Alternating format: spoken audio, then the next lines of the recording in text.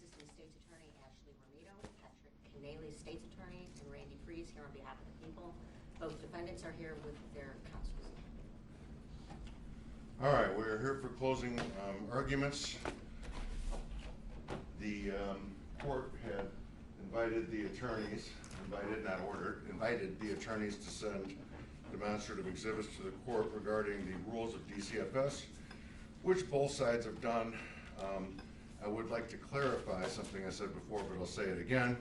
What the demonstrative exhibits say are not evidence and will not be considered by me as evidence, just as closing arguments are not evidence and will not be considered by me as evidence.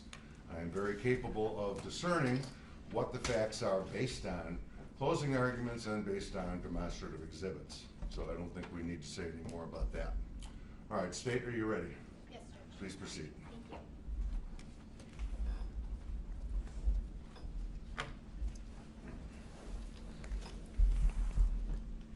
Judge, this isn't just a case of hindsight's 2020 or two people who are just bad at their job. I'm sure that's a comforting narrative for some people, and I'm sure that there are some people who want to believe that. But that's not the evidence that you've heard. It's not the truth. The truth is that this has to be one of the most predictable, one of the most foreseeable, but one of the most preventable cases in DCFS history. The truth is, but for the defendant's criminal actions, AJ Freund would be celebrating his 10th birthday tomorrow. Judge, these two were entrusted with one of the most important jobs that we have. And with all that trust, these two did nothing more than a sham investigation before they handed that little boy back into the arms of his violent, drug-addicted, and dysfunctional mother without doing a single thing to protect him. But now, despite all the red flags, all the warning signs, it appears that the defendants expect this court to believe that they didn't know, that they couldn't know that Joanne would continue to abuse and torture that little boy. Judge, that's not believable because it's not true. Everyone who meaningfully interacted with AJ that day, everyone who meaningfully interacted with Joanne that day, knew that if AJ was left in her care, his life, his safety were in danger. Those strangers didn't need to be DCFS investigators with decades of experience to know what was going on in that home. It was that obvious. Everyone knew, especially these defendants. They just didn't care. And so now it appears that the defendants want to blame each other. Defendant Acosta wants you to believe that this is Paladin's fault, that he was the supervisor, that if he wanted him to do his job, he should have made him do it. And defendant Paladin wants to blame this on Acosta, that he should have been able to trust someone with all the experience, all the knowledge of Acosta. Well, Judge, guess what? They're both right. That's why they're both sitting here today. Being employed at DCFS is not a license to place children in harm's way with no criminal accountability. And sure, while it should be difficult to prove a situation where it's actually criminal, we've done that here. This is that situation. Now, Judge, as you know, we have two different types of offenses here. We have the reckless conduct, and then we have the endangering the life and health of a child, which is charged in two different ways. The act for all the charges is the same. It's closing the case without taking protective action. For the endangering, we need to prove that the defendants knowingly caused or permitted the life of AJ to be endangered, or the defendants knowingly caused AJ to be placed in circumstances that endangered his life. And then in both of those endangering charges, we need to prove that the defendant's actions were the proximate cause of the death of AJ. For the reckless conduct, we need to prove that the defendants recklessly performed an act which caused great bodily harm to AJ. As you know, reckless can be vague, but it's defined. It's defined in the IPIs. A person acts recklessly when he consciously disregards a substantial and unjustifiable risk that circumstances exist or that a result will follow, and such disregard constitutes a gross deviation from the standard of care which a reasonable person would exercise in the situation. So while the endangering charge requires knowledge, the reckless charge requires consciously disregarding a substantial risk. Two different mental states, but the analysis for them is the same. Because judge, in order to consciously disregard, you have to consider what they knew. What did they know, and what did they disregard? So all these charges hinge on knowledge. And in fact, when you look at these charges, they all hinge on the two same things. What did the defendants know? And then was their act of closing the case without protective action a cause or approximate cause of great bodily harm or death to AJ? Judge, Illinois case law, especially recent case law, is clear that these defendants can't be found guilty of both of these offenses. They cannot be found guilty of both reckless and endangering. While we believe that the evidence supports both, we'd be asking this court to choose one. So let's start with knowledge. What did these defendants know? Did they know that closing the case without doing a single thing was putting AJ's life and health in danger? Or at the very least that there was a substantial risk that his life and health were in danger if they didn't do anything? Of course they did. Without a doubt. Judge, the best knowledge in this case is right in their report, the C sequence. You have it all right there. The C sequence isn't about what they should have done, what they would have figured out had they done a competent job. No, it's their report, their thoughts, their knowledge.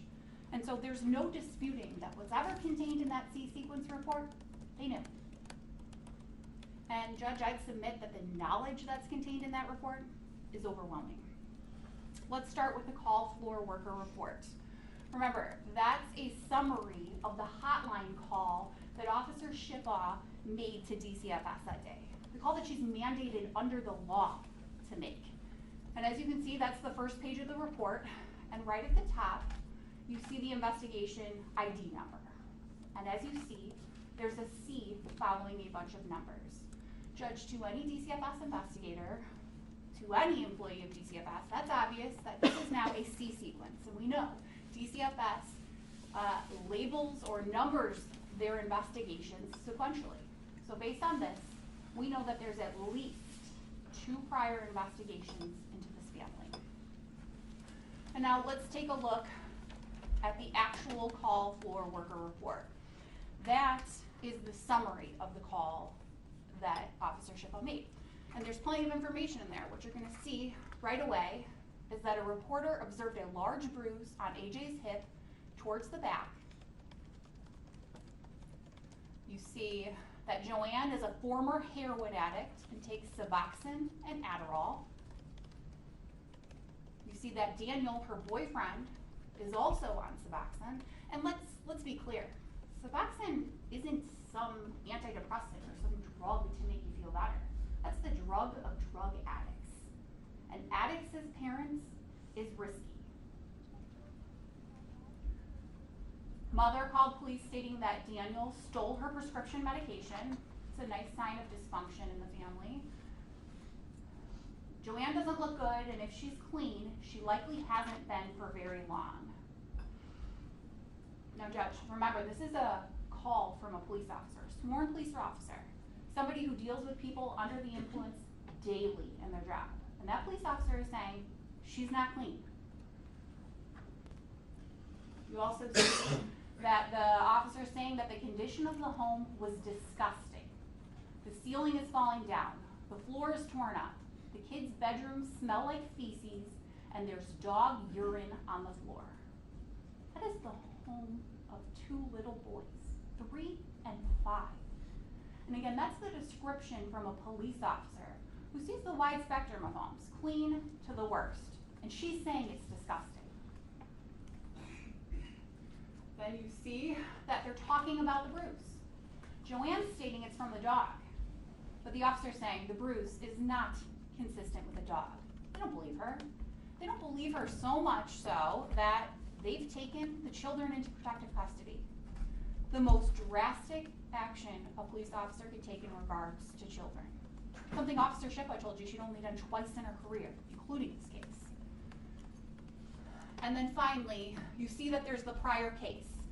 The prior case where the victim in our investigation was in DCFS guardianship from November of 2013 until April of 2016. It's 2.5 years, that 5-year-old boy's life. Judge, that's 10 things. 10 things right there that these two employees knew prior to doing a single thing on this case. Prior to walking into the Crystal Lake Police Department, interviewing any witnesses, prior to pulling out a pad of paper to take notes. That is 10 things right there that these officers knew, that these defendants knew, that if true, AJ's life and health were in danger, imminent danger. You know, on the barometer of whether DCFS needs to take protective action, this investigation isn't starting at a 0. Absolutely not. Because children who have been abused or neglected are at risk. They're at risk for further abuse. To say otherwise would completely eliminate the need or the purpose of DCFS. But of course, the hotline call can't be dispositive, right? There needs to be an investigation. An investigation to determine first and foremost what caused that bruise, and make sure that nobody intentionally caused that bruise. But then they needed to investigate Joanne. Is she really using heroin? Is she really abusing any drug? And then what about that house? They've got to get eyes into that house and see what's going on.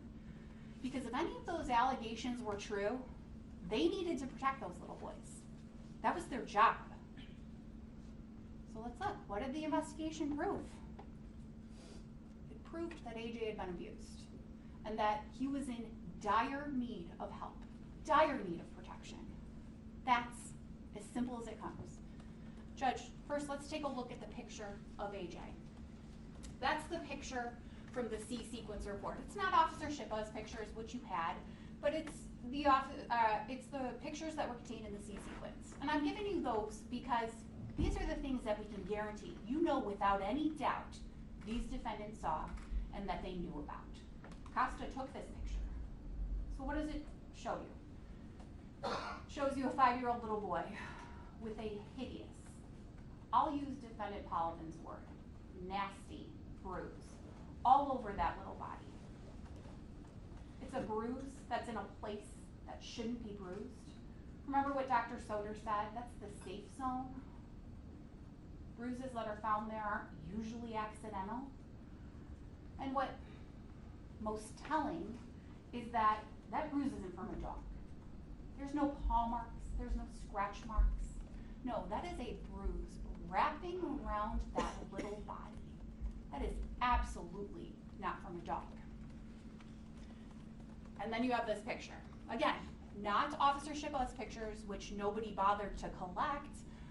Officer Shippa's pictures, which there were more and of better quality, but you can see it right there.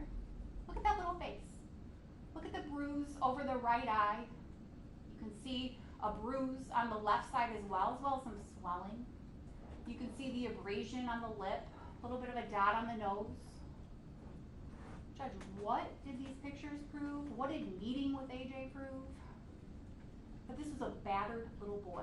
More battered, more bruised than even reported. Judge, those photos do nothing but heighten the concern, the knowledge that that little boy was in danger. And that concern, that knowledge is only heightened when they learn that AJ's mother is Joanne Cunningham. Because it's very clear right away, Joanne Cunningham is no June Cleaver. She's got a checkered past. Let's start with DCFS. First, like I said before, it's the C sequence. And maybe us, being people in the criminal justice system, maybe we're hardened by prior records because every day we're dealing with people who have prior arrests, prior DCFS investigations. That's just kind of what we see. But Judge, we can't be hardened to that because that's not normal. It's not normal to have a child's life plagued with DCFS investigations. Children who aren't at risk, they don't have that. And now in going through their investigation, they're able to learn too that not only is there the prior investigation, but again, AJ had been taken from his parents.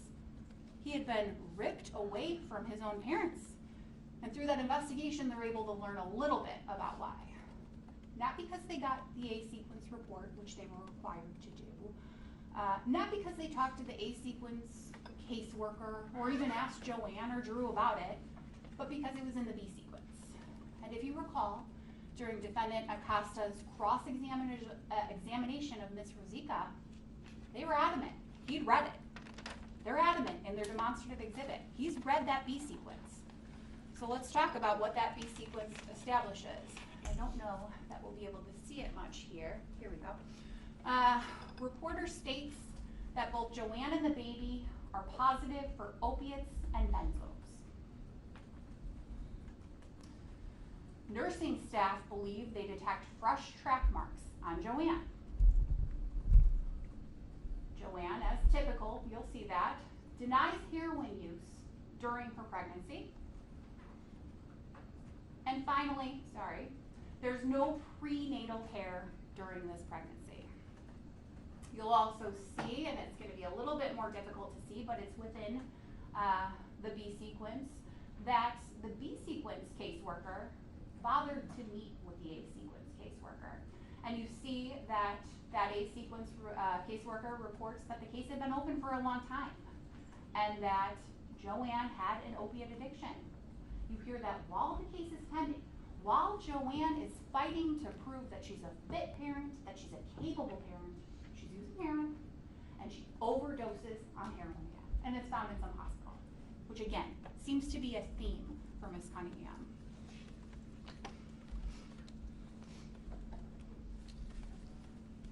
Then you have the B sequence itself. And again, it's a little bit hard to read, but Your Honor has it and you can review it. And what you see from that B sequence is it's no less concerning. The first thing you need to remember is that this is 8 months prior to our investigation. A mere 8 months prior to this investigation, and we have this report. Joanne's in the ER after being found asleep in the car. She has fresh track marks up and down her arms, on her feet, and on her neck. Signs of an actual addict, a true addict. Joanne denies drug use. Reporter states that what is most concerning, or more concerning, is that Joanne's husband came to the hospital with the 2 children. Their clothing's on inside out, they're very dirty. The older boy had odd bruising to his face and his forehead. The children seemed very guarded with their father. Judge, that's a lot. The B sequence is a lot to take in. It's a lot to consider. First, Joanne's clearly using heroin 8 months prior to our investigation. Of course, she's denying it, but she's using. The kids are unkempt. They're guarded around their father. And then AJ, sweet little AJ, has got more bruises all over that body. He's got bruises on his face, his forehead, 8 months before, the hideous bruise on his side, and the other bruises all over his face. Again, bruises in places that should not be bruised. But the other big takeaway, and the big takeaway to any DCFS employee, any DCFS investigator, is that that B sequence is an absolute failure on part of DCFS. The bruise? What bruise? What bruise did DCFS even look into in that investigation? Did anybody ask about the bruise? Did anybody see the bruise? Did anybody find out what caused that bruise? No. It's as if the bruise never happened. So for these 2 trained investigators, they should have been looking and saying, wow, we dropped the ball. And by we, I mean him. Defendant Polavin was the supervisor on that investigation. We dropped this ball. We can't do it again. This boy shouldn't have bruising in places he shouldn't have bruises. Again, we got to do a good job here. But that's not going to happen. That's not going to happen. Defendant Polavin isn't going to acknowledge his prior incompetence. He's not going to do that. More concerning. More concerning, especially when you consider what Officer Shippa said. Joanne's using heroin. It's all the evidence right there.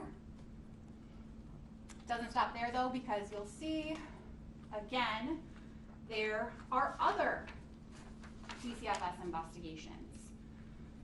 June of 2012, Joanne's being reported for abusing prescription drugs. Her foster son is being neglected. Joanne fails to get up in the morning with that foster child. Reporters also concerned because Joanne has been going out, doesn't get home until 1 a.m. or after, and the kids are home alone. And then 6 months later, December of 2012, Joanne is mentally and emotionally abusive, this time to her son. Joanne has been diagnosed with bipolar disorder. Joanne abuses prescription drugs and cocaine. Joanne is taking her child with her to Wisconsin to purchase Vicodin. Andrew pops into the picture. He's also abusing Oxycontin and cocaine. Joanne has threatened suicide. The residence where Joanne resides is filthy. There's animal feces and urine throughout the home, but it is a very bad condition in the child's room. The reporter states that the police have been called numerous times for domestic violence in the home currently and in previous residences. All sounds very familiar. That is Joanne Cunningham right there. You got a picture right into her life. Judge, all those prior DCFS investigations, the one that Defendant Acosta's adamant he read and Defendant Polovin supervised, all they do is corroborate what Officer Shipaw said that day. They corroborate her decision to take protective custody.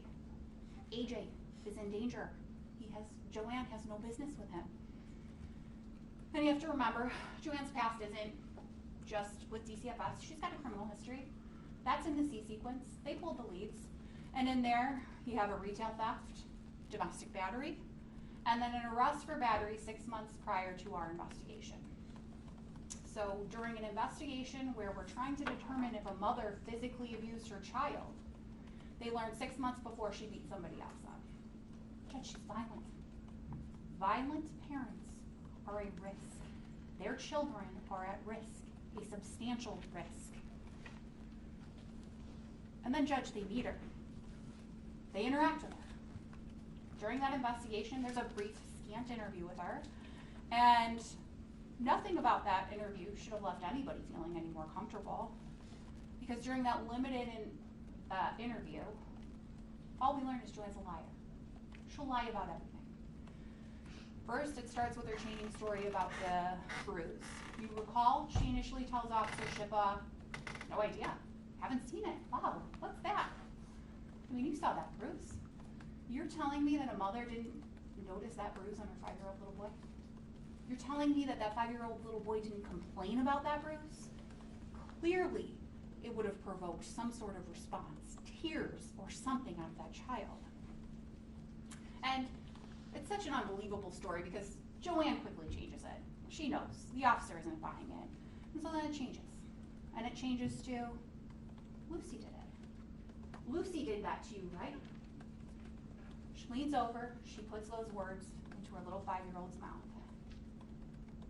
That drastic story change, the way she did that to her little child, that's enough to make the arms on the hair of a police officer stand up. Now imagine what it would do to 2 trained DCFS investigators. You know what that means. You know what that means, and so do you. That means that she's lying, and now she's manipulating her little 5-year-old boy to cover for her. But her life don't stop there. Not even close. Let's go to the substance abuse assessment. She lies in such a way, it's immediately obvious. Are you currently on any medication prescribed for a medical condition? No. What about the Adderall and the Suboxone that she's reporting being stolen by your boyfriend that day? Do you have or have you ever had a mental health diagnosis? No. Okay, but what about the bipolar and the B sequence? Are you currently or have you ever been in substance abuse or methadone or a methadone maintenance program? No. Judge, it's laughable. Defendant Acosta knows this. Remember, if you go back through that C sequence, you see he sat down with the B sequence caseworker to talk about the case, and in his own note, in his own writing, he writes down, where is it? Mother had track marks, soon entered treatment. He knows she was in treatment, so what did he do about that? What did he ask her about that? Nothing. Did he ask for a drug screen? No. Have you ever felt you should cut down on drug use? No. Not when her kid was born heroin positive. Not 6 months ago when she's found passed out in a car. Have people ever criticized your drinking or drug use? Come on. Same thing, domestic violence scream. No third-party reports of domestic violence. Not true. No criminal history or reports of assault. Judge Galeese, in his own report, indicates otherwise.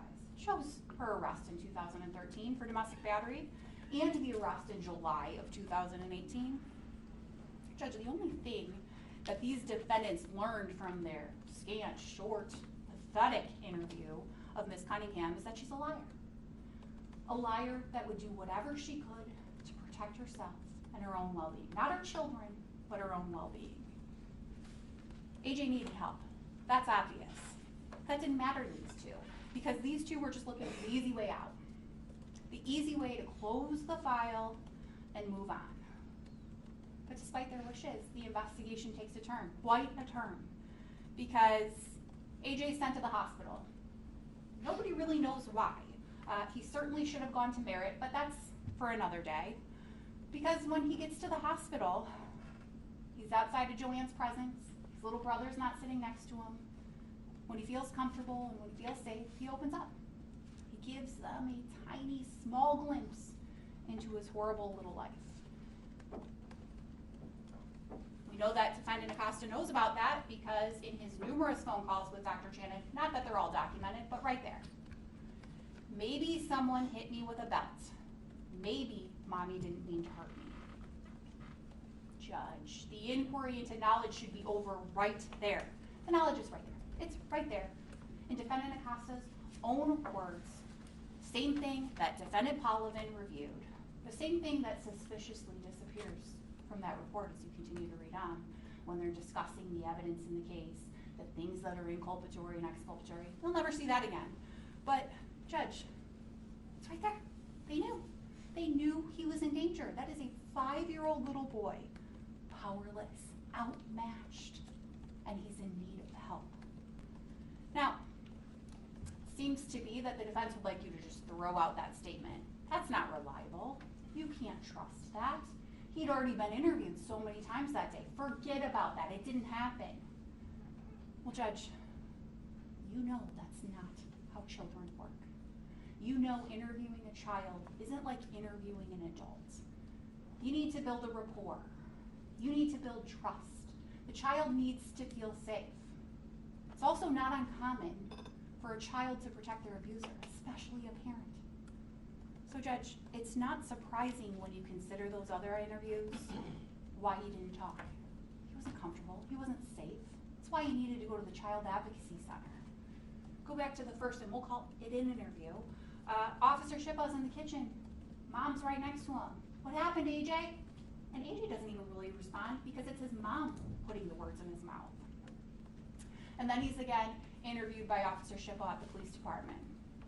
His little brother's next to him, and he's in a police department being interviewed by a police officer with a gun. It's a 5-year-old little boy. All 5-year-old little boys know about a police department is that's where the bad guys go. So it's not surprising he's not comfortable. It's not surprising he's not talking. But it's the same location that defendant Acosta thought would be a good idea for an interview. The interview he's going to rely on for the entire investigation. And again, his little brother's sitting next to him. The little brother that his mother's turned against him. You see that in the later videos that you saw in this case, where his little brother's telling his mom when AJ's done something wrong. You can see that defendant Acosta doesn't spend a lot of time. Look at the time stamps of the contact notes. There's no rapport. There's no getting to know AJ, making him comfortable. He's not going to talk. So it's not surprising, actually, when he gets to the hospital that day. He's finally alone. No mom, no little brother, and he's got Dr. Shannon. You got to hear from Dr. Shannon. You got to meet her. She's wonderful. She's kind. She's gentle. There's no surprise that AJ opened up to her. He felt safe. The first time, he felt safe. Has anyone ever hit or spanked you? Yes. With what? A belt. Is that what made this mark? Yes. Who did it? Someone not in my family, and then Mom didn't mean to hurt me. Judge, those are the statements that are contained in the medical records that these defendants never got. never bothered to get, even though they were required to do so. But you know that Defendant Acosta knows about it because it's in his own report. You know Dr. Channon told him about it because she sat here and told you so. Judge, these are incredibly telling, incredibly compelling, and incredibly trustworthy statements because they're the only ones that make sense. They're the only ones that can explain that horrific, nasty bruise that's all over that little boy. Judge, even this sham attempt at an investigation has gotten where we needed. It's gotten the truth.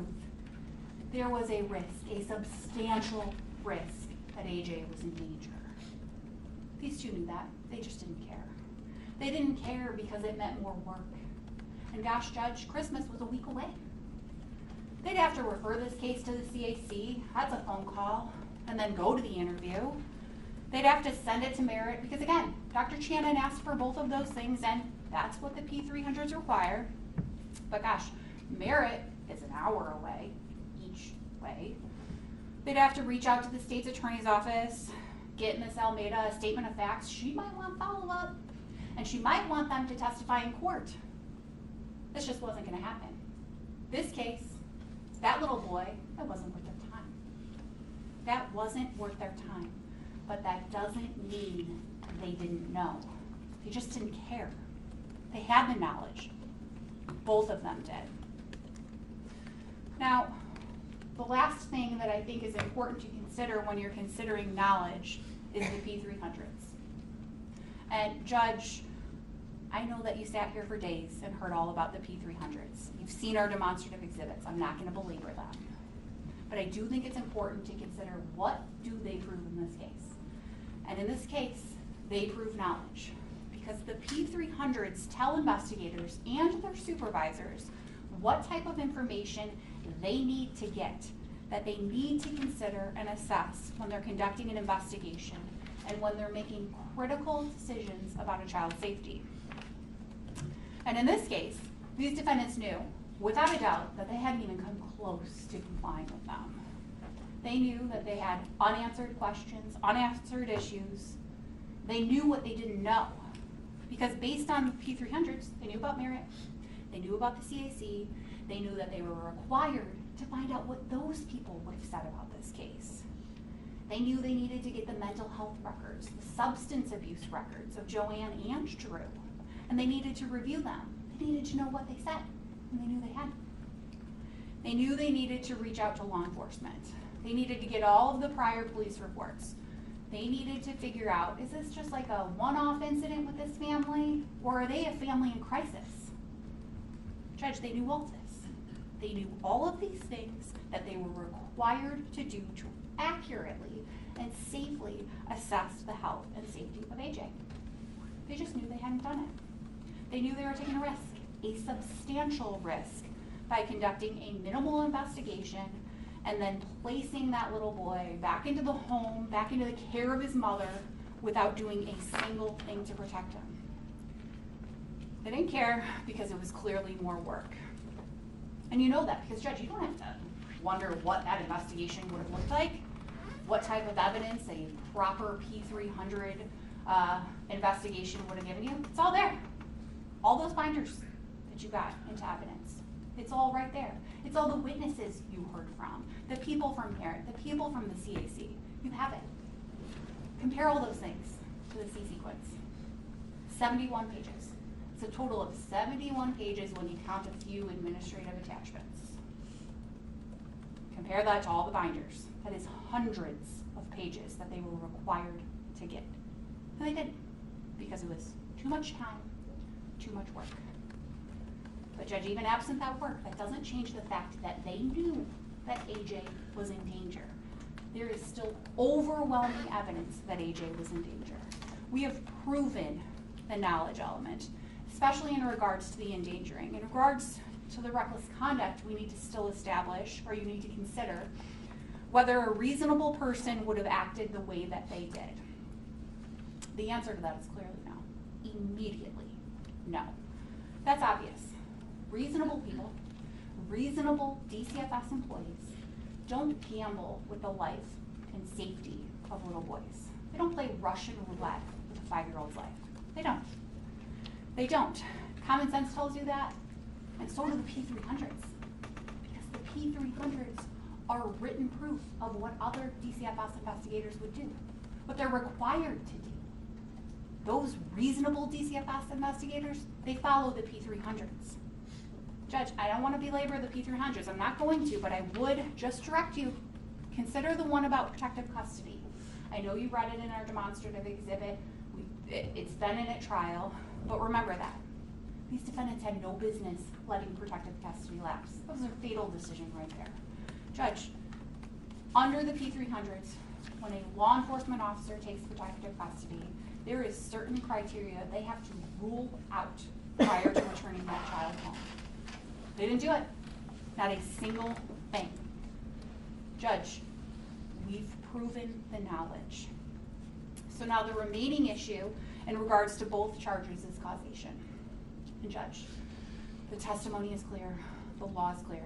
We've proven this. You've heard from 3 separate witnesses, 2 of which were expert witnesses, but all 3 who were involved in the juvenile abuse and neglect field and juvenile abuse and neglect as a doctor. And Judge, all of them have told you that had these 2 taken protective action, really any protective action, AJ would not have been murdered the way he was on April 15th, 2019. For these charges, I don't have to prove that AJ would still be alive or that his mother wouldn't eventually kill him. We just have to prove that AJ wouldn't have died the way he did and when he did because of the defendant's actions. And Judge, we've done that. Had they just followed the P300s, had they followed the Juvenile Court Act, AJ Freund would not have been in the care, custody, or control of Joanne Cunningham, his murderer, in April of 2019. You heard from Julia Almeida. She's the juvenile abuse and neglect prosecutor in McHenry County at the time. The only one. The one person who had the responsibility for filing and prosecuting these petitions. And she told you very clearly, very credibly, that had she gotten any wind of the December 18th, 2018 investigation, she would have filed a petition. She remembered the family. She remembered the family because it hadn't been that long for their prior case, the A sequence. She remembered it was a lengthy court case with a variety of issues that came up, and there were memorable parties. I'm sure that's true. It wouldn't be often that lawyers in a small community like McHenry County have a drug-addicted lawyer whose child they have to take away from him.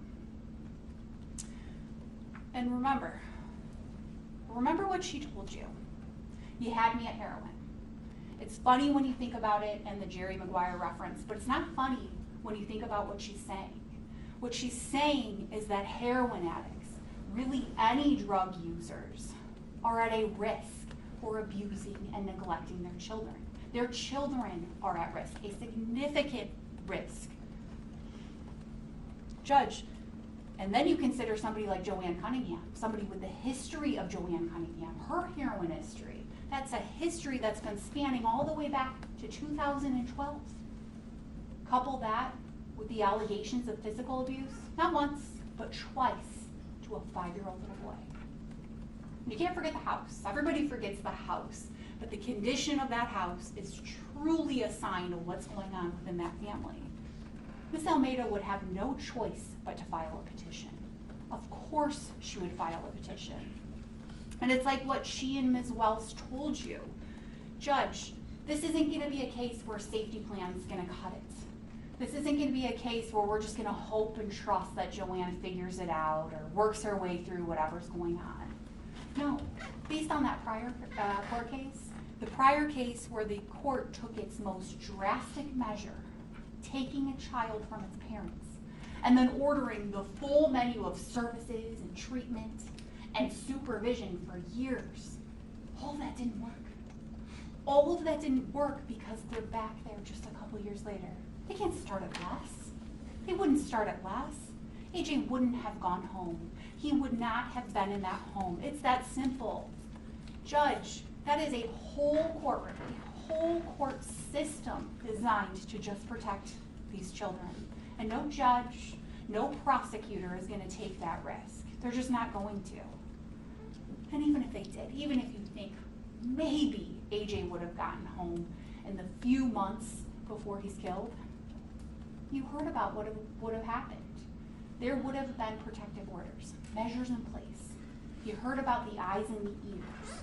The eyes and the ears of the court who are going to be within that home, looking at that child, looking at that mother, looking for the signs of abuse and the heroin and all the things that brought them into the court's attention in the first place.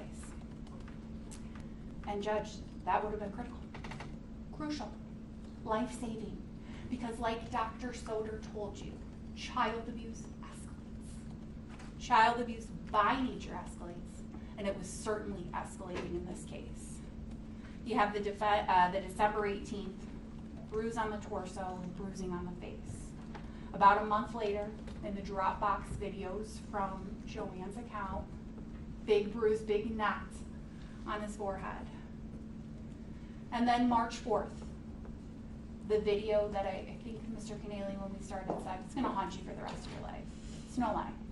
I hope you've never seen something like that before, but the one thing you know is that those bruises don't heal overnight.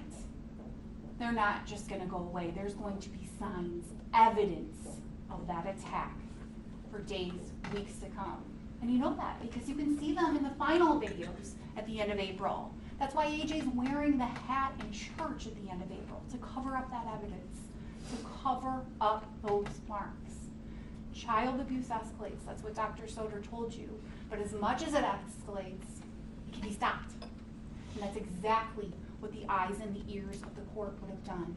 Had they seen so much as a hair out of the place on that little head, they would have been required to report that to the court, and the court could intervene. The court could stop this.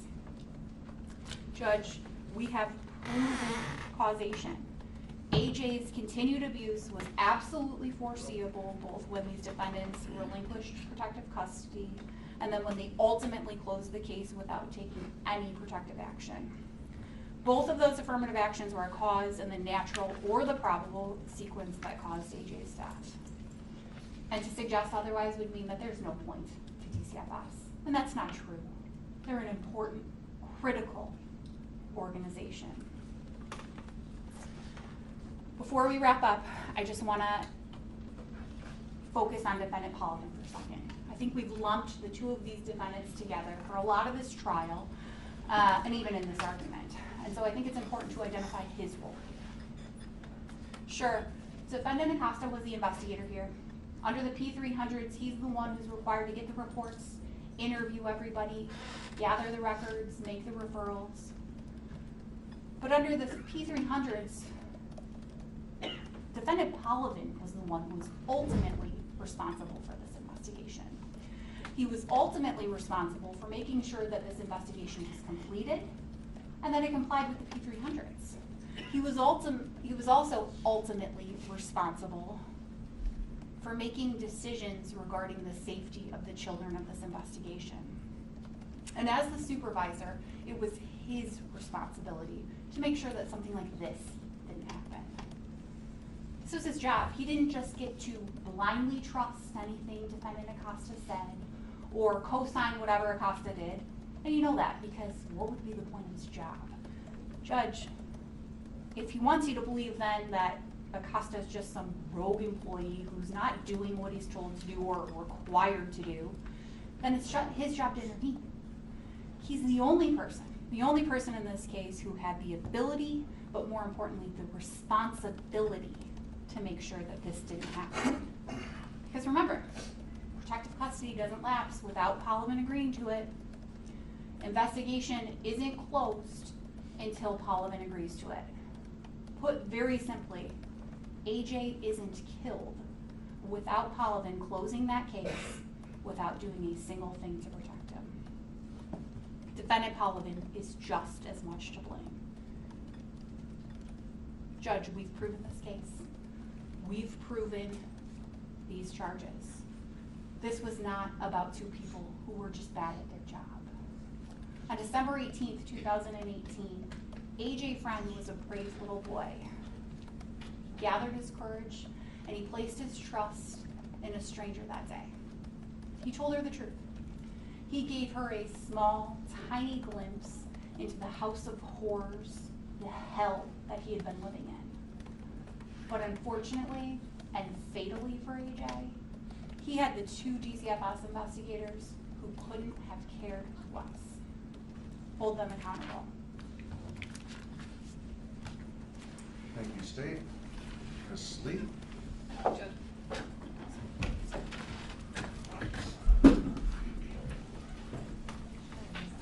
Yeah, 1 second.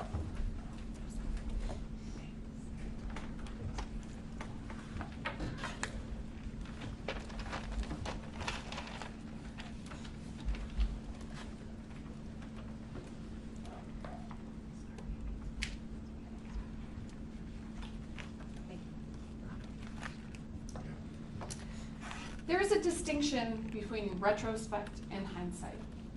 Retrospect is simply looking back at the past, whereas hindsight is a perspective on the past in which understanding has been gained, which was unavailable at the time. We say that hindsight is 20/20 because knowing what ultimately happened gives us that insight. Things become obvious that weren't actually obvious at the time. We are operating with additional facts that make it seem as if everything was very clear. The death of AJ Freund was tragic, but the people responsible for his murder are in prison. What we heard at this trial was an evaluation of a DCFS investigation of that family from 4 months before his death, with the benefit of hindsight. An evaluation of decisions that were made during that investigation, but undertaken through the lens of his death. Gross speculation about what could have been, should have been, and might have happened. The employees of DCFS are tasked with making a series of judgment calls. They are provided the Procedures 300 as a rubric against which each of their judgment calls is made. But at the end of the day, they are making judgment calls. Do we take protective custody, or do we keep protective custody? Do we unfound, or do we indicate? And within those big judgment calls are a series of smaller ones. Do we refer to the state's attorney for a shelter care hearing? Do we let protective custody lapse? Do we let protective custody lapse but still refer to the state's attorney for an abuse and neglect petition to be filed? Do we refer for community services? Do we open an intake case? In fact, every step of the investigation requires a judgment call. What do I do first? Who do I interview? What questions do I ask? How long do I speak to this child? What weight do I assign to any of these facts, any of these interviews? Ultimately, the state asks this court to assign criminal felony consequences for what it believes was a bad judgment call. Did the entire system fail this child? Obviously, in hindsight, we now know that it did.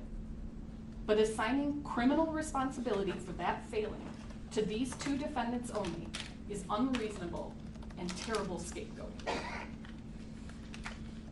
Monday morning quarterbacking is hindsight applied to everyone's favorite fall sport. I like to stand around the water cooler as much as the next person and opine about how even I could have done it better. But I walk away from those conversations knowing I barely made it through high school gym class. I'm kidding myself.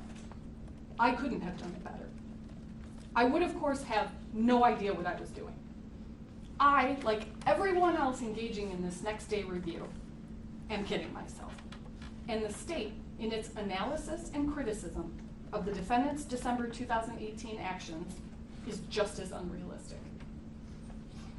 The state's argument is heard to be that Mr. Acosta did not do his job thoroughly enough to meet Carol Rizika's standards for interpretation of the procedures, which in and of itself amounts to knowingly endangering AJ Freund's life and proximately causing his death, or recklessly endangering AJ Freund and thereby causing him great bodily harm.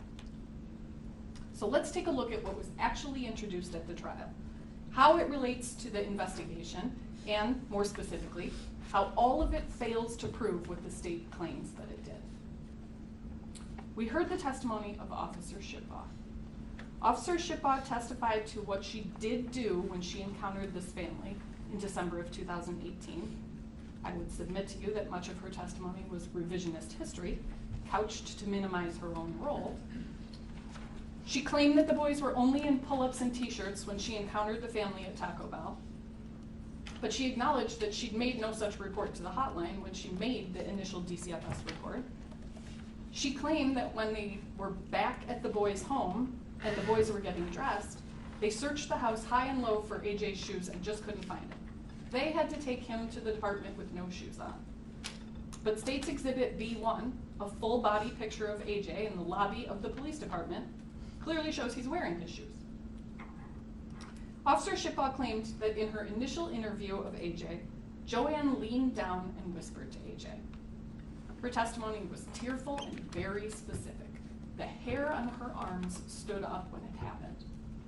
But she acknowledged that her account of this interview is completely different in her police report.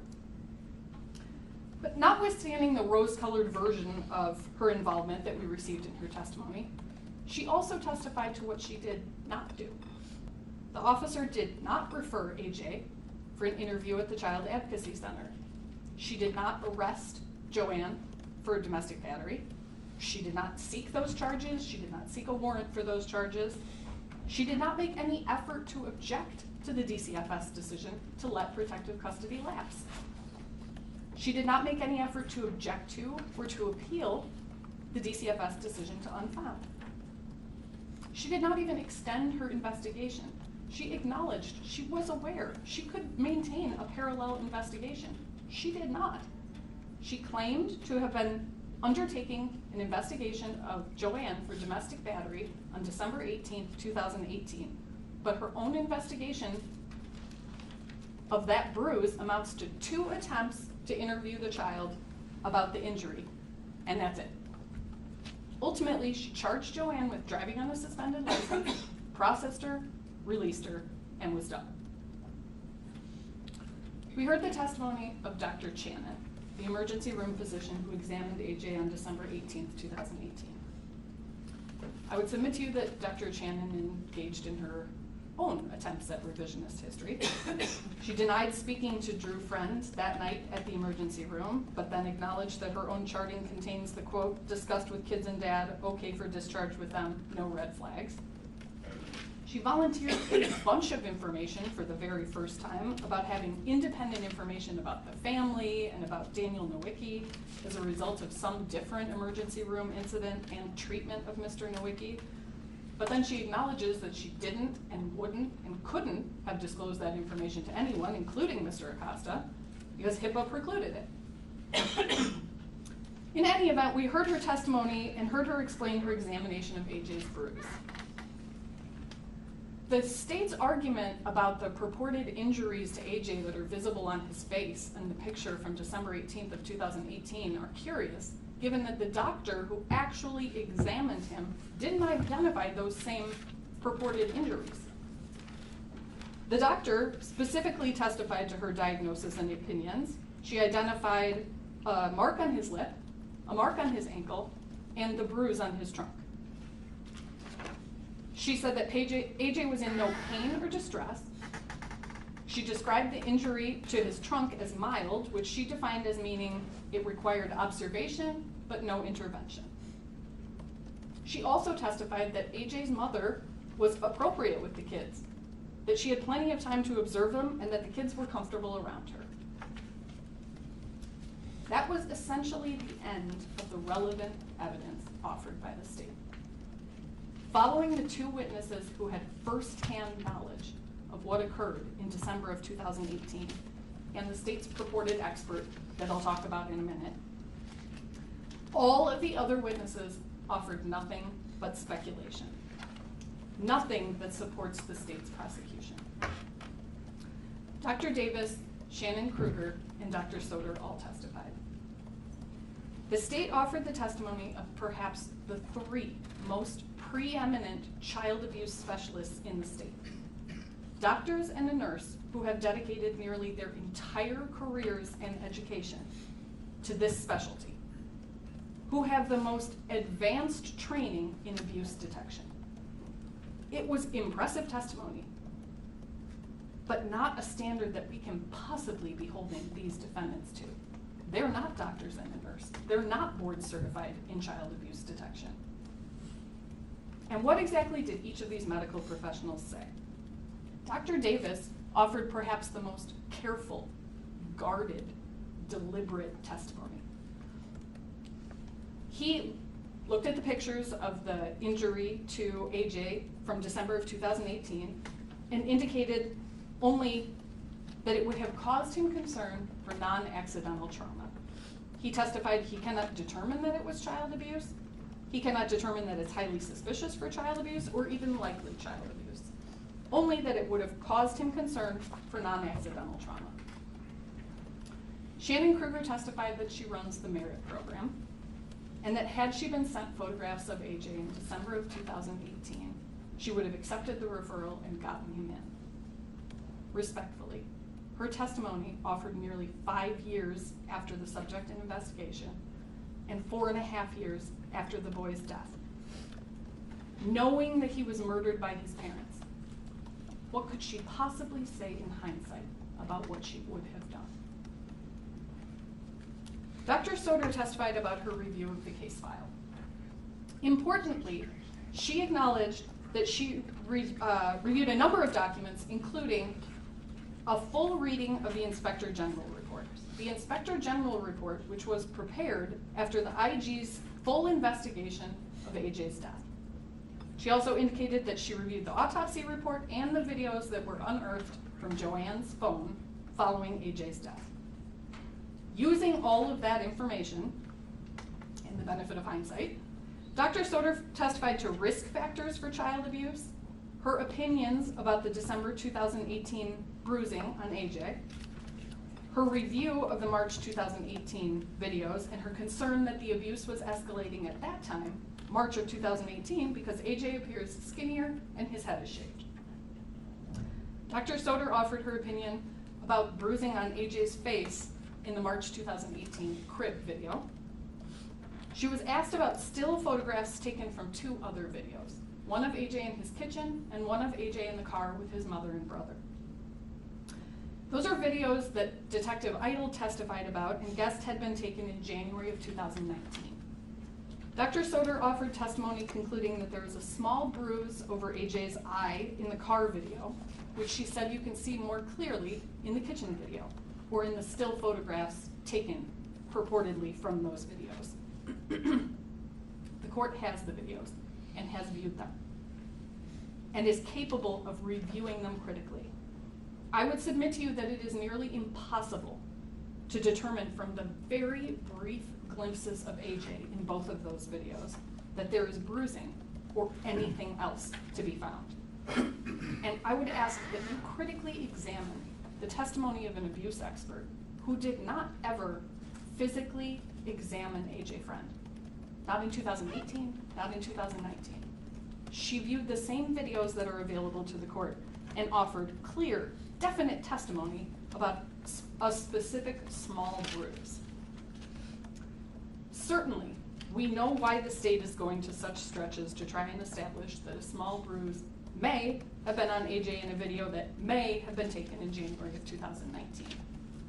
Clearly, the state is trying to tie up something that relates in time to the December 2018 investigation. But the totality of the evidence does not support this theory or this timeline. The only actual evidence of bodily harm to AJ Freund is the March 2019 crib video and his murder in April of 2019. Dr. Wittig, the pathologist who performed the autopsy on AJ, offered his opinion when he was asked about the injuries identified on AJ during the autopsy and whether they were caused at the same time. And he testified they appear to have been in close proximity to each other. That testimony is set forth in Defendant's Exhibit 3. But for a healed broken rib, about which we have absolutely no information, all of the injuries that AJ Freund had at the time of his autopsy were inflicted in close proximity to his death, 4 months after Defendant Costa's involvement in the matter. Following the medical testimony we heard from Misty Mariner. Misty Mariner is the director of the Child Advocacy Center in McHenry County, or the CAC, who testified that she would have accommodated an interview at their facility if it had been referred to her in December of 2018. Ms. Mariner's other testimony related to a memorandum of understanding and the protocols of the CAC. And that testimony undermined Officer Shipaw's testimony about a CAC interview. The police officer claimed that she didn't make, wouldn't make, and it wouldn't be her place to make a CAC referral. But that testimony flies in the face of the actual CAC protocol, which was admitted as State's Exhibit 47. The protocol specifically identifies the multidisciplinary team, which includes law enforcement, and explicitly directs that law enforcement, 1, refrain from interviewing the child, and 2, refer to the CAC. What Ms. Mariner did not testify to is that the McHenry County CAC should have been used in this case. She indicated that she would have made it available, but was not asked, was not qualified to answer, and did not provide an opinion about what should have been done, as the state argues in its written materials. Through Ms. Mariner and the CAC protocol, the CAC protocols define severe physical abuse.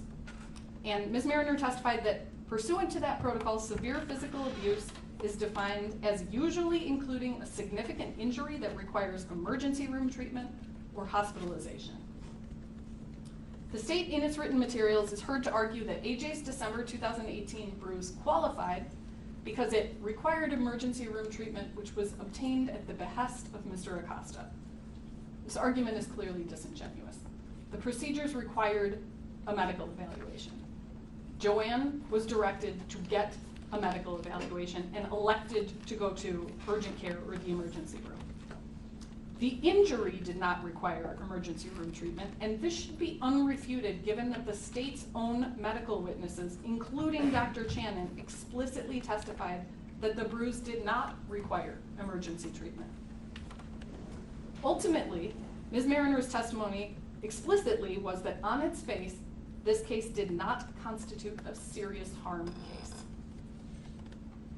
Notwithstanding the fact that there was no juvenile court involvement for this family in December of 2018, the next testimony that we heard was from 2 juvenile court prosecutors, Pamela Wells and Julia Almeida. What was the point of Pamela Wells' testimony? We know that Ms. Almeida was called, like Shannon Kruger and Misty Mariner, to testify that had the case been referred to her in December of 2018, she would have taken it. She was the JA prosecutor in the McHenry County Juvenile Courtroom. She was the only one assigned there. She would have taken the assignment. But what did Ms. Wells contribute? She does not practice here now, did not practice here then, has never practiced in McHenry County. Was her testimony offered just to tell this court about the juvenile court process, a process that's irrelevant to the facts of this case, because no one referred the family to juvenile court? Mr. Acosta, Mr. Polovin did not refer the family to juvenile court, but neither did Officer Shipaw, and nor did Dr. Channon. Why was Pamela Wells here to teach the bench about juvenile court procedures? And more importantly, why was she certified as an expert in such prosecutions to offer opinions about what might have happened in the December 2018 juvenile court case had one been initiated? I particularly ask why, when the actual assistant state's attorney, who was responsible for JA prosecutions in December of 2018, testified in this trial. I would suggest to the court that the questions that were not asked of Julia Almeida are more important than the questions that actually were. Why was Pamela Wells asked about whether it was likely that a shelter care or a temporary custody hearing would have been successful? And why was Julia Almeida not asked that question?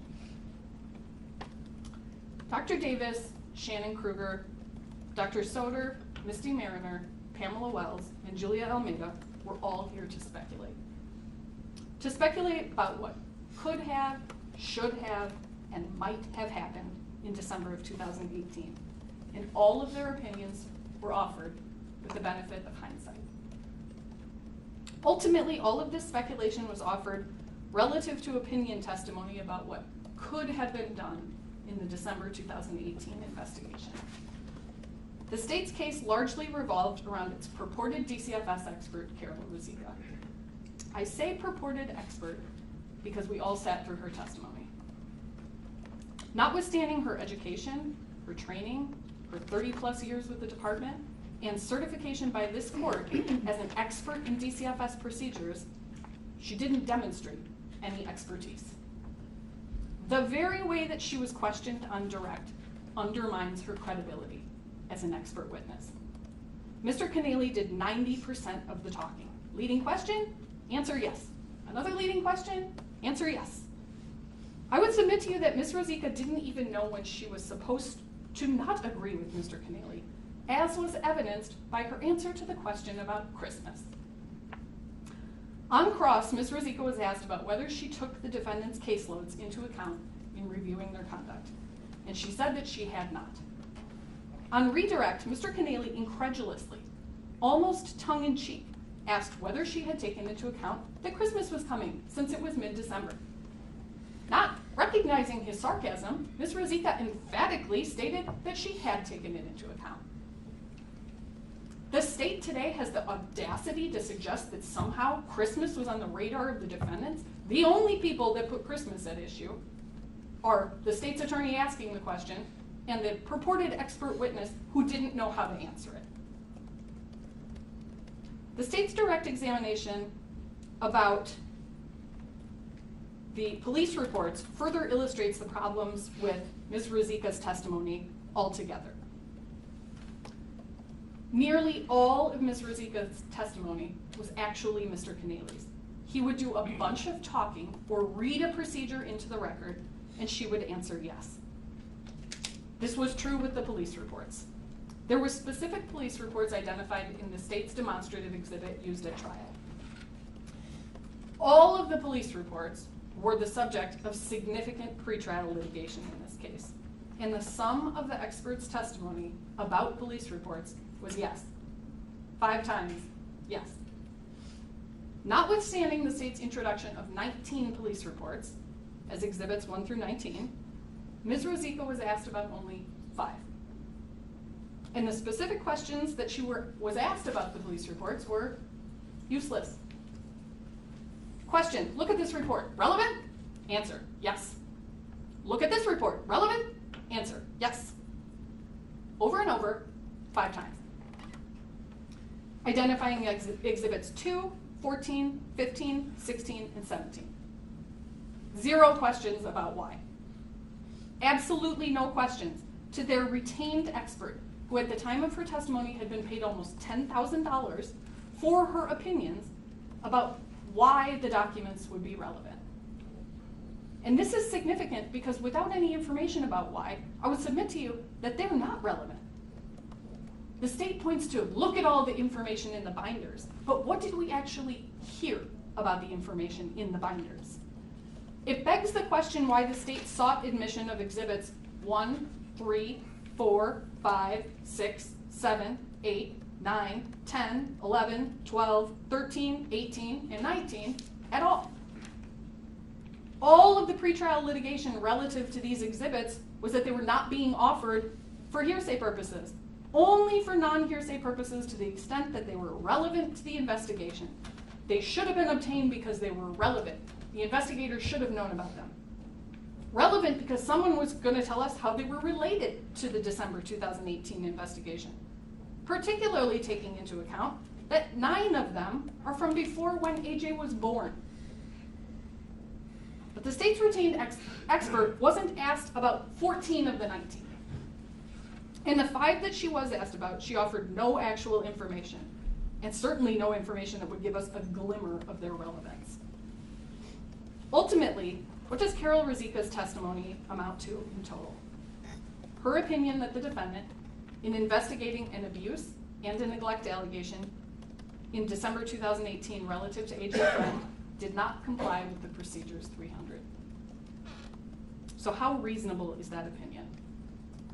I would submit to you, not very.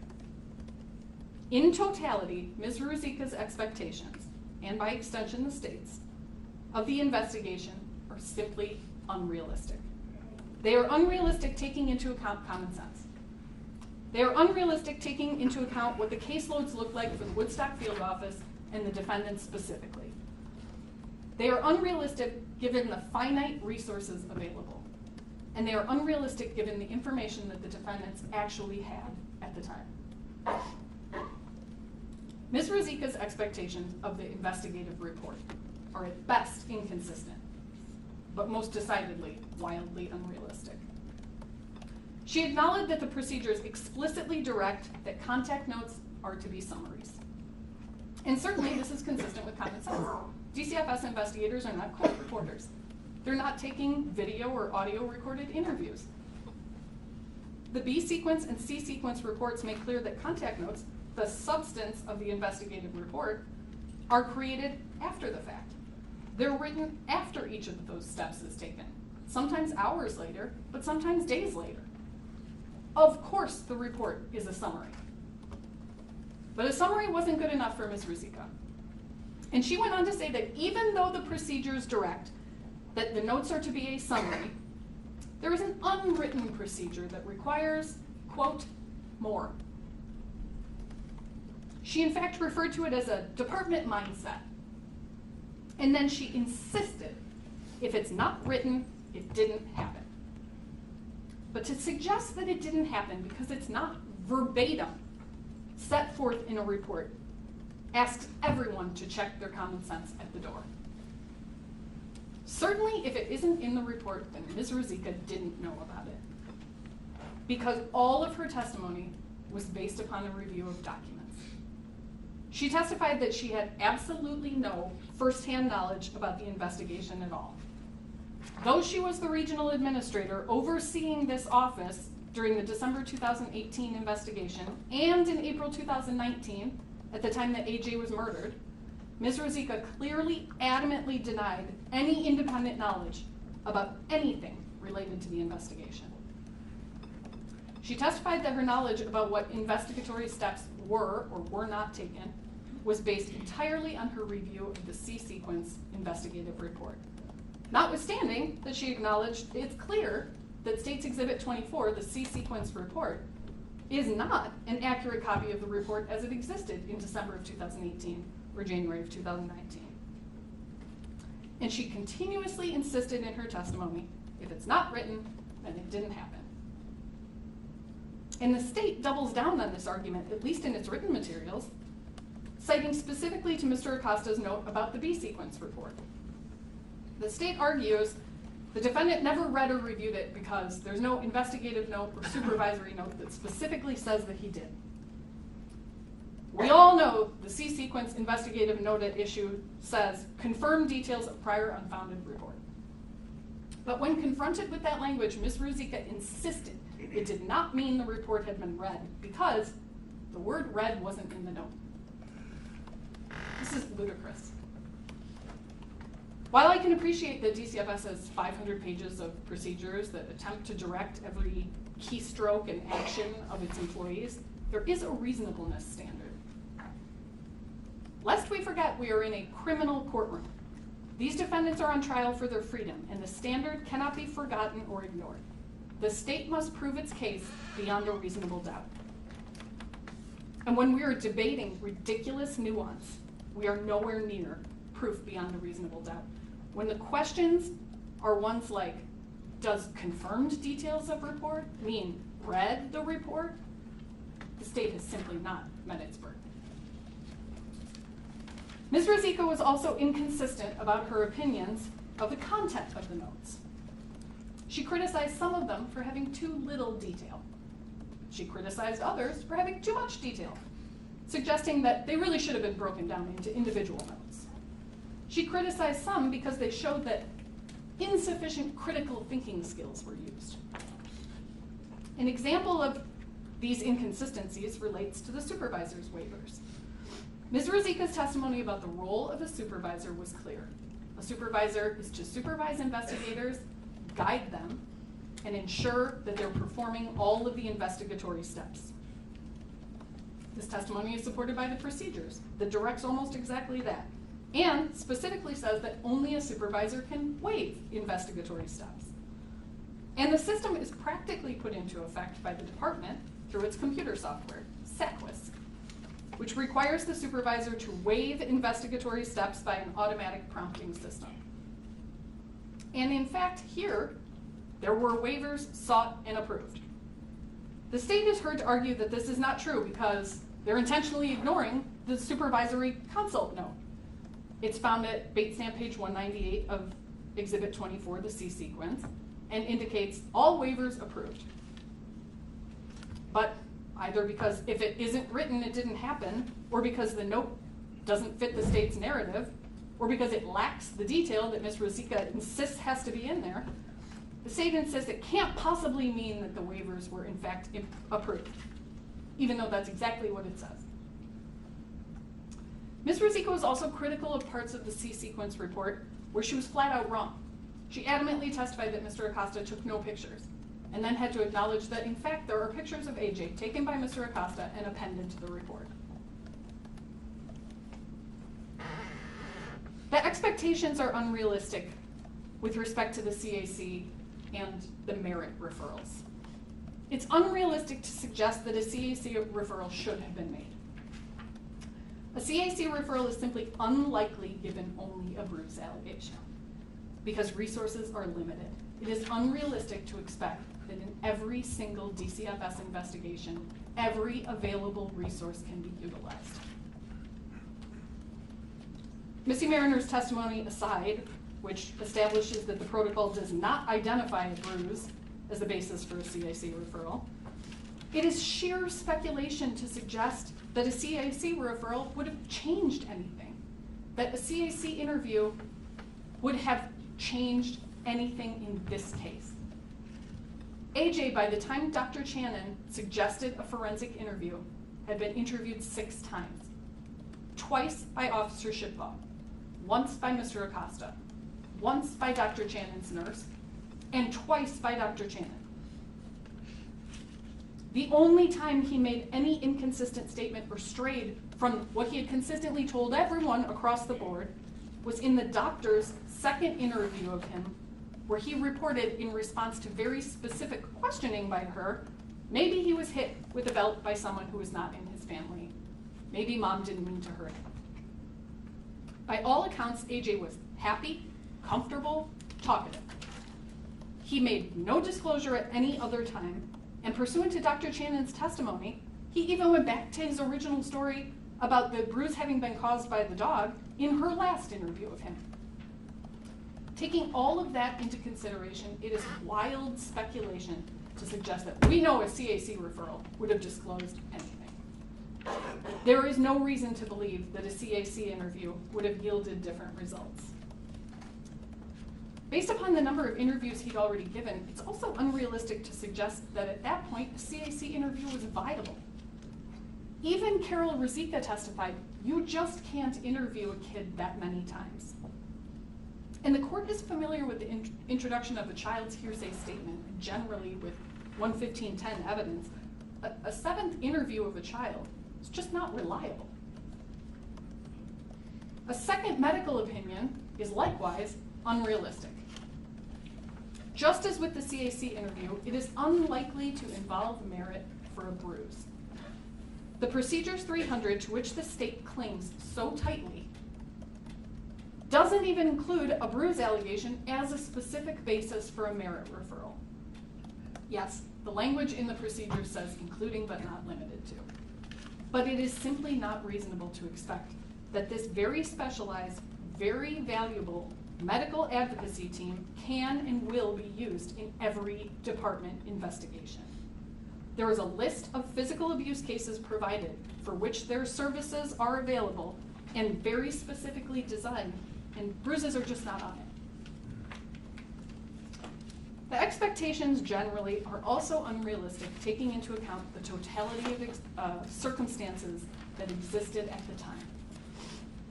Everyone that encountered Joanne and her sons agreed that she was pleasant and cooperative. In fact, she was volunteering for a drug test twice. She asked to be checked in at the hospital to undergo drug testing.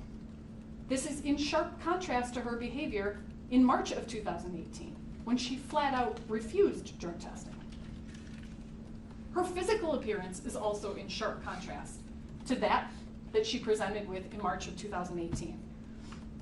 The state put up the A sequence and B sequence reports. Oh, look, she had track marks. None of the people that came into contact with her in December of 2018 observed track marks. Prior drug use by a parent does not amount to urgent and immediate necessity. The expectations are unrealistic given the actual standards, minimum standards of parenting. Everyone that encountered Joanne and her sons in December of 2018 agreed that the kids were comfortable with her and she was appropriate with them. The criticisms of the investigation and the allegations of procedures violations are also red herrings. The state points to some investigatory steps from Procedures 300 and Appendix B there too that it alleges were not satisfied. But the arguments ignore a more basic question. So what? The entire line of information about Daniel Nowicki. He wasn't interviewed. There's no leads sheet for him. His police reports weren't obtained. There is no dispute that Daniel Nowicki was not living at AJ's house on December 18th, 2018. Joanne reported as much, and Mr. Nowicki confirmed it that day when he spoke to police. He was not a household member. He was not a caregiver. He was irrelevant to the December 2018 investigation. More importantly, there is no evidence that any of this additional Nowicki information would have, could have, might have changed anything. There is no evidence that it would have been important. Daniel Nowicki did not kill AJ Freund. There's a criticism that a Cants 2 body chart wasn't created, but photographs of AJ's injuries were taken. He was examined by a doctor. Is there any practical consequence that there's not a body illustration showing the location of the bruising? Is there any question about the location of the bruising? There is not. The prior Crystal Lake police reports on the family weren't obtained and included in the investigation report. But the family's history with the Crystal Lake Police Department was set forth in the B sequence report. That report included a list of report numbers and a summary of their allegations. A leads report for Drew Friend wasn't obtained. There was a leads report for Drew attached to the B sequence investigation, and it showed charges from 2012 and 2013. The state now points to the A sequence from the birth of AJ and the B sequence March of 2018 investigation and reads those allegations into the record and listen to how terrible that was.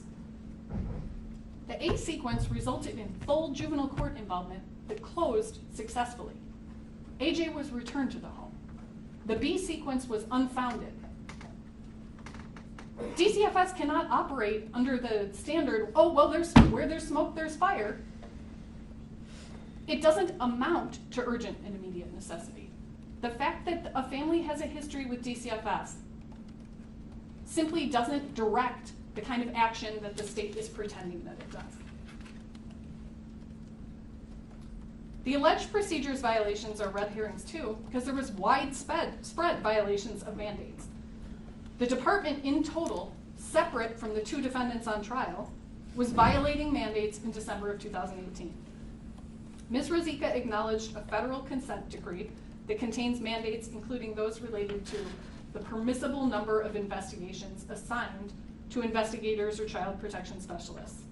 She acknowledged that the department was violating them. She specifically acknowledged that in December of 2018, as the regional administrator in charge of the Woodstock field office, she knew that all of the investigators in that office were over mandates in terms of their investigation assignments.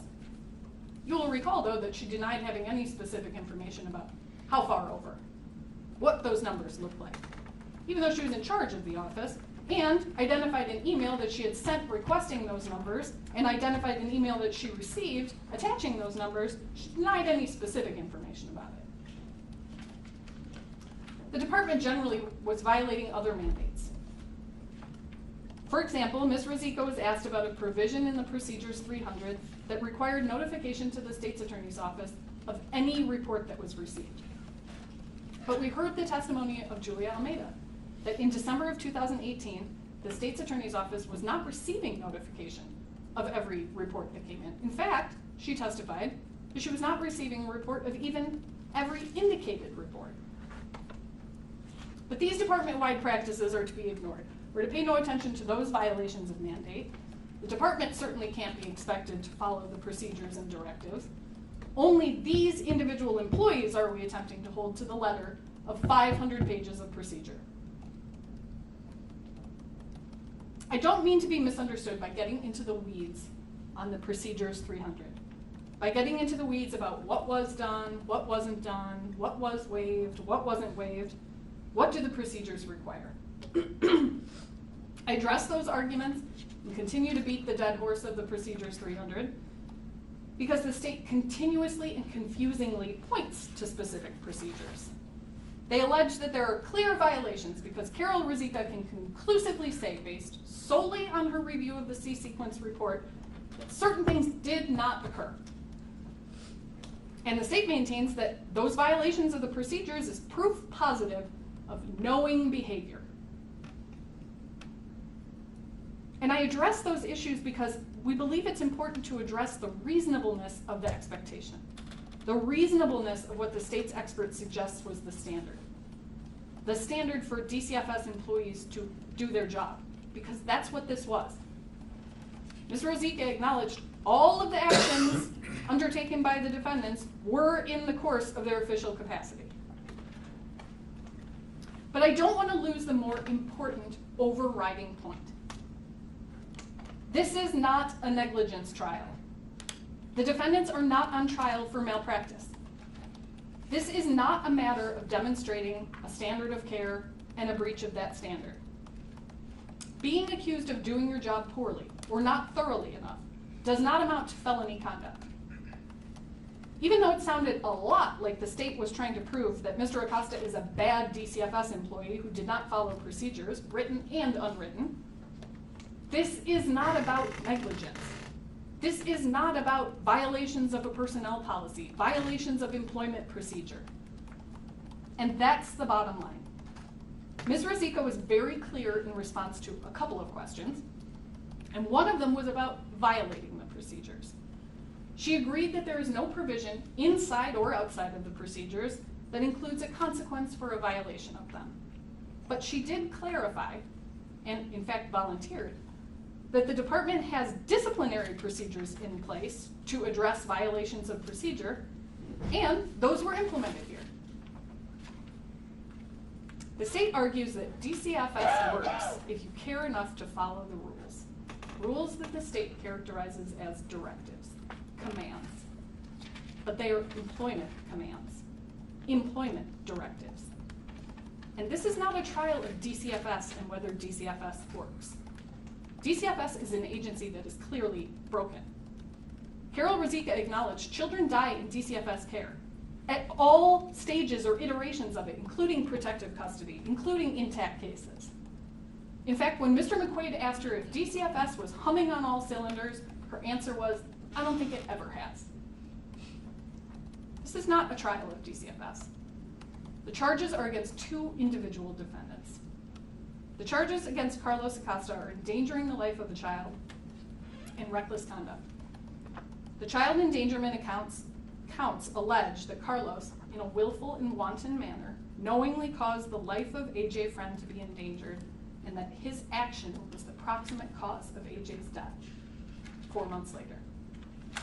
Or in the alternative, that in a willful and wanton manner, he knowingly caused AJ to be placed in circumstances that endangered his life, and that action was the proximate cause of his death. The reckless conduct count alleges that while not acting in good faith within the scope of his official capacity, Carlos recklessly performed an act that caused great bodily harm or permanent disability to AJ Freund. These charges require proof of an action by the defendant, different mental states, and causation. What is the action or omission that constitutes the knowing conduct? what is the action or omission that constitutes the reckless conduct? Is it the lapse of protective custody? Because I would submit to you that that is the only time that Mr. Acosta actually had control of the child, was during the period of time that he was in protective custody. So let's examine the lapse. The procedures direct that the lapse of protective custody is a critical step, which is a decision that must be made by the supervisor. Carol Ruzicka reiterated this in her testimony. Mr. Polovin alone had the ability to make that decision. Mr. McQuaid, on behalf of the supervisor in his cross-examination of Ms. Ruzicka, tried to establish that this decision was made at 10:30 a.m. on December 18th. But this timeline is undermined by all of the testimony and evidence. Pointing to the contact note in the C-sequence investigation regarding Mr. Acosta's interview of Cunningham on December 18th, which is found on Bates stamp page 190 of the C-sequence investigation, he includes a note about allowing PC to lapse, specifically stating, worker, after consultation with supervisor, informed CLPD that DCFS would be allowing PC to lapse. Mr. McQuaid pointed out that the note indicates that that interview with Joanne was conducted at 10:35 a.m. That page, the report, clearly reflects that the contact note was created the following day, on December 19th at 1:51 p.m. I would submit to the court that the time attributed to the interview, 10:35 a.m., the time attributed to the PC lapse is an error.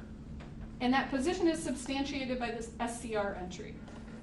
The SCR entry, which is reflected or documented by a downstate worker about the time that PC actually lapsed, it's found at Bates stamp page 172 of the C-sequence. And it reflects that PC lapse or PC outcome date was December 18th at 12 p.m. And that timeline is consistent with Officer Shipbaugh's testimony. She testified that she was with AJ at the Crystal Lake Police Department until he was released to his mother at 12:53 p.m. Is the action of Mr. Acosta the ultimate unfounding of the report? Because Carol Ruzicka, Pamela Wells, and Julia Almeida all testified that an indicated report in and of itself doesn't guarantee or even suggest any further action. The report could have been indicated, and the result of that could just have been a form letter being issued by the downstate department to Joanne Cunningham, Drew Friend, and the reporter, Officer Shipbaugh, confirming it, and absolutely nothing else. Is the action or omission the decision not to refer for services? Because Carol Ruzicka acknowledges that service referrals are voluntary. Joanne or Drew or both of them could have said, thanks but no thanks. And that could have been the end of it. The very fact that we're asking what the action or omission is amounts to reasonable doubt. The very fact that each analysis requires so much of the use of the words could have and should have and might have amounts to reasonable doubt. So we turn to the respective mental states. The child endangerment counts require a showing of knowing conduct. There is simply no evidence to establish that Carlos was consciously aware that the death of AJ Freund was practically certain to be caused. There is no evidence to establish that in December 2018, there was a substantial probability of AJ's death. The reckless conduct count requires recklessness. There is no evidence to establish that Carlos consciously disregarded a substantial or unjustifiable risk. And that brings us to causation. There is absolutely no evidence that Carlos Acosta's actions or inactions proximately caused AJ Freund's death. There is no testimony or evidence that suggests that AJ's death was in the natural or probable sequence in December of 2018. There is no evidence that Carlos's actions or inactions caused great bodily harm to AJ. Certainly, following the tragic death of AJ Freund in April of 2019, looking backward with a microscope and a ton of hindsight and endless time and resources, we can Monday morning quarterback all of the things that should have been. But this trial is not about what we know. in September or October of 2023. It's not what we knew in April of 2019. And it's not about what the state has been able to unearth between 2019 and 2023. And the problem is not hindsight alone. It's about the state's presentation of the evidence, let's throw it all against the wall and see what sticks. Looking backward in the most confusing way possible, conflating the issues and the information and the documents until they are almost unintelligible. This trial is about what Carlos Acosta knew in December of 2018, what he could do with that information, and whether he knowingly or recklessly acted in a way that approximately caused AJ's death 4 months after Carlos was assigned to investigate a bruise. Ultimately, taking into consideration all of the testimony and evidence, there is absolutely no basis for the court to find that these charges have been proven beyond a reasonable doubt. For that reason, we're asking the court to return a not guilty verdict on all of the charges. Thank you. Thank you. Mr. McQuaid?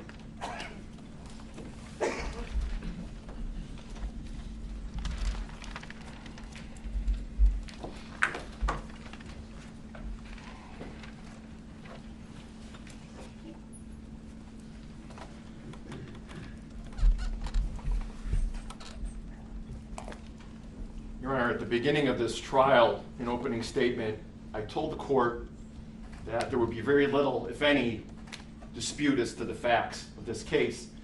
And as I stand before you now, I can tell you that for the very most part, that statement has proven to be true, at least on behalf of Andrew Polovin. And what remains, Your Honor, is the only issue left in this case. Do the facts of this case establish evidence that Andrew Polovin committed a crime here? These crimes charged: endangerment of the child and reckless conduct.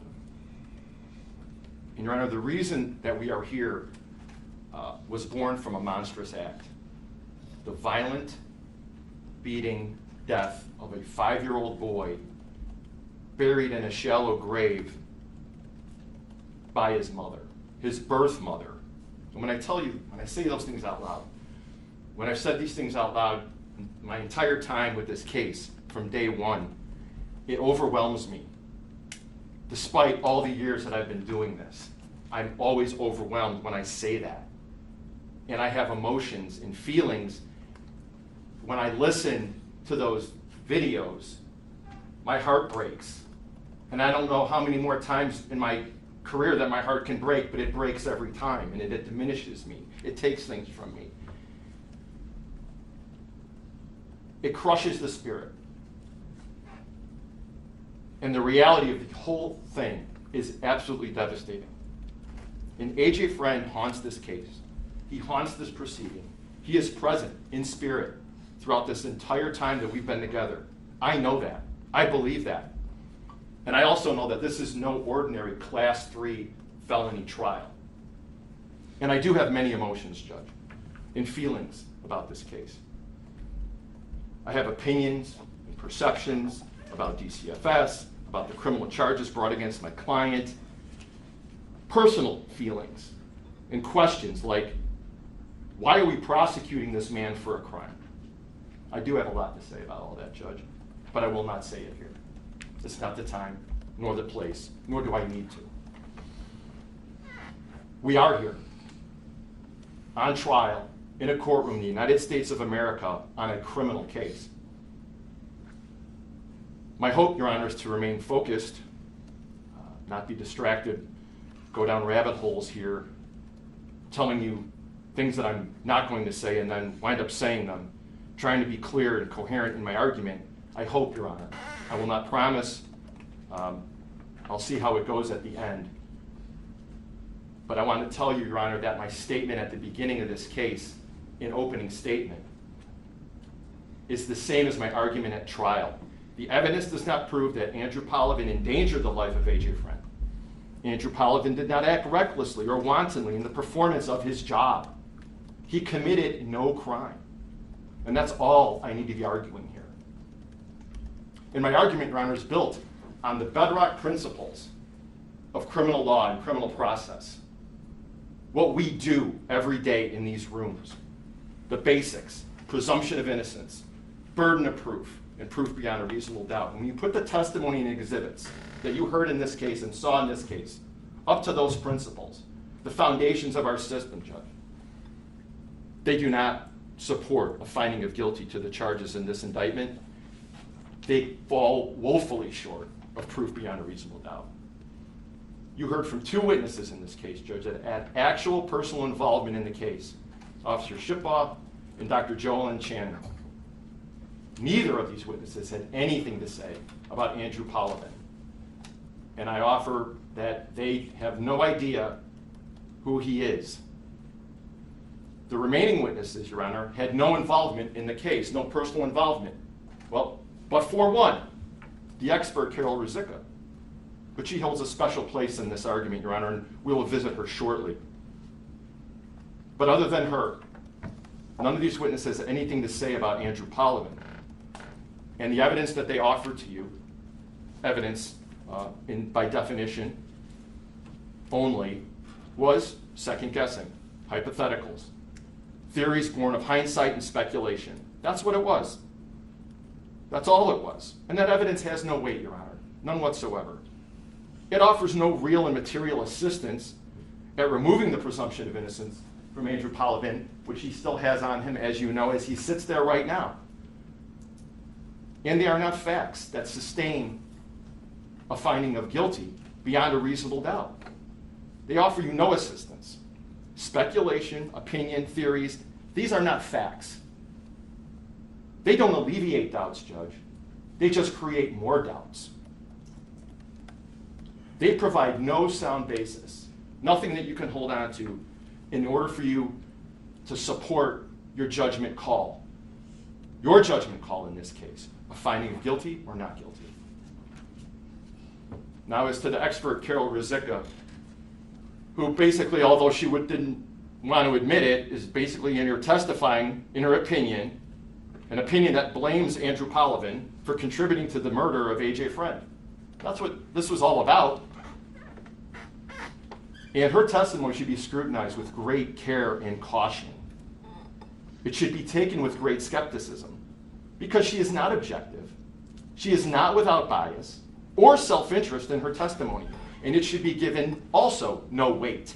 She was involved in this case, Judge. She was the regional supervisor overseeing several offices of DCFS in the area of the state of Illinois, including the Woodstock office where Andrew Polavin was employed when all of this happened. She was a boss. This all happened on her watch, too. She happened to be Andrew Polavin's direct supervisor for several years when he was an investigator, actually overseeing his work for several years. She was the one who promoted him when she was an area administrator over the Woodstock office. And the expert Carol Ruzicka testified that to you that she is objective, fair, and unbiased. And that is incredible testimony, Judge. Absolutely incredible. Her proximity to this case and her relationship and work experience with Andrew Polavin alone is a problem.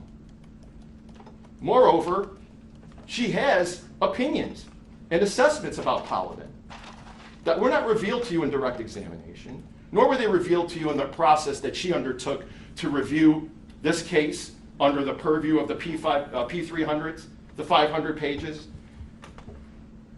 That did not come out right away. She knows more about Andrew Polavin than just from reports and case notes. And only on cross-examination, she was able to then tell us what those assessments and perceptions of Polavin were. They included that he was an experienced DCFS worker, that he was not lazy, not known for shoddy work. There were no complaints about the quality of his work. He did not ignore supervision or was subversive. And also, though, she did add this, Judge. She then tells you that Polavin has a reputation for closing cases hastily. She offered that up on an open-ended question that I asked her, that he was not thorough. Isn't that exactly what he's being charged with here? It's absolutely what he's being charged with here, that particular behavior. Yet, she tells you, well, he wasn't disciplined for it. Because it's not part of discipline, she said. Not a part of discipline? But now it's criminal conduct? Criminal behavior? This was in her mind the whole time, Judge. Her whole time when she was preparing herself to be the expert witness here. Whether it is true or not, she believed it. And it absolutely destroys her claim of objectivity. Now let's recap her process. Allegedly, this was all based on her review of the P300s in contrast to the reports that were prepared here, ultimately coming to the point where she gave an opinion, and all went offering an opinion on the judgment call that Andrew Polovin made here. And she told you, Your Honor, that she factored in no external factors, no other conditions other than the paper. Although then she does mention on redirect that she factored in Christmas. First of all, that is, it's ridiculous. But let's just say that's not, I'm not considering any outside factors. Well, you did. You did consider an outside factor. So what are you talking about? It's absurd. If it's specifically not in the report, it didn't happen. Absurd. How does that help you? How does that move the court to determine whether or not there's proof beyond a reasonable doubt when that's the process that she used to deliver her expert testimony? And this is all at the moment where she then admits, well, or something's not done because it's not in the report specifically. Like this needs to read like an I Am Spot book. A plain reading of English by an educated sixth grader of these reports clearly leaves no doubt that some of the things that she said weren't done actually were done. And at the worst, may have been done. Not done. And then she talks about Polovin's opening note, the note of information and the direction to the investigator. Well, and I went through it with her. Oh, all's good, good, thorough, good. This is it. This is exactly what you're talking about here. This is, well, no, that one's too specific. That's too specific. It's too good. Isn't this exactly what she was testifying to on direct about how this all should look? And now it's too specific?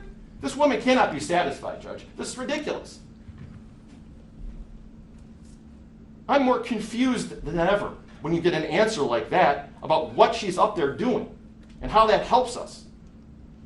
Imagine how the people that she supervised must have felt dealing with that kind of unreasonable scrutiny. And this whole concept of the mindset of the department. What does that mean? So in reference to certain P300s, you read it literally, and then some you read, well, it's the mindset of the department that it should be done this way, and you're going to read it this way. I have no idea what she's talking about. One paragraph to be taken literally, while another is read while interpreting under a mindset of the department analysis. Do the people who actually work, do the actual work at DCFS know what the heck that means? Or what P300 that applies to? I doubt it. I doubt it. And then Judge, then all the things she doesn't know. Not only at the time that she was employed, but then in her preparation and then ultimately through her expert witness testimony, opining on a judgment call that somebody actually made. So much that she tells you that she doesn't know, or answers, I don't know, or tells you she doesn't know. About things like caseloads and workloads and things like that. She doesn't know. She's the regional administrator. That's what she knows. That's what she should know.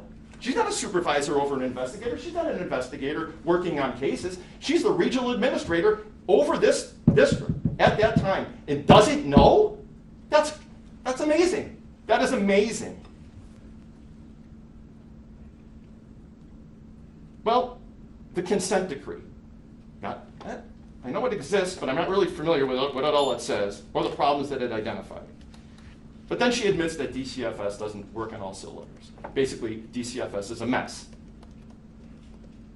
Excessive caseloads, not aware of a problem there. Well, does the consent decree deal with excessive caseloads? Well, I don't think that it's mentioned in there. At least you know it's mentioned in there, yes? Yes. Well, don't you think if it's mentioned in there that it's a problem that's being dealt with?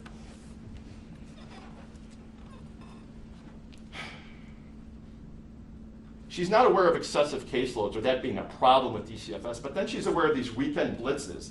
Now, those are special. On a Saturday and Sunday, they get overtime and they come in and they start closing cases willy-nilly. Like that. I'm sure that's very thorough. I'm sure that's, and what's the reason for that? What's the reasonable inference of the reason for that? They have a problem with excessive caseloads, although she's not aware of that problem. There's no pressure to close cases, but they're cranking them out over the weekend.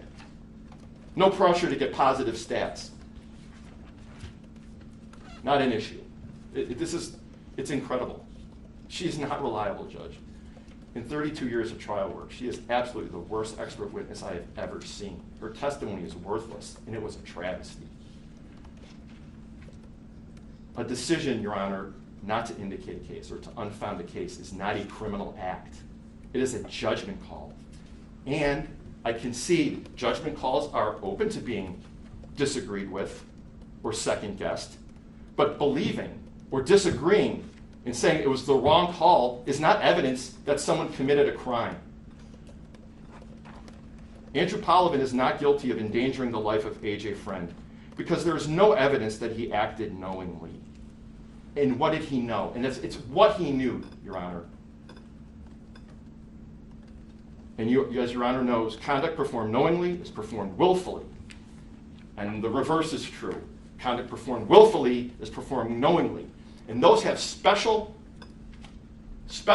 regard given to that in a criminal courtroom. This is where we are, Judge. This is the kind of mental state that needs to be met beyond a reasonable doubt. It's not negligence.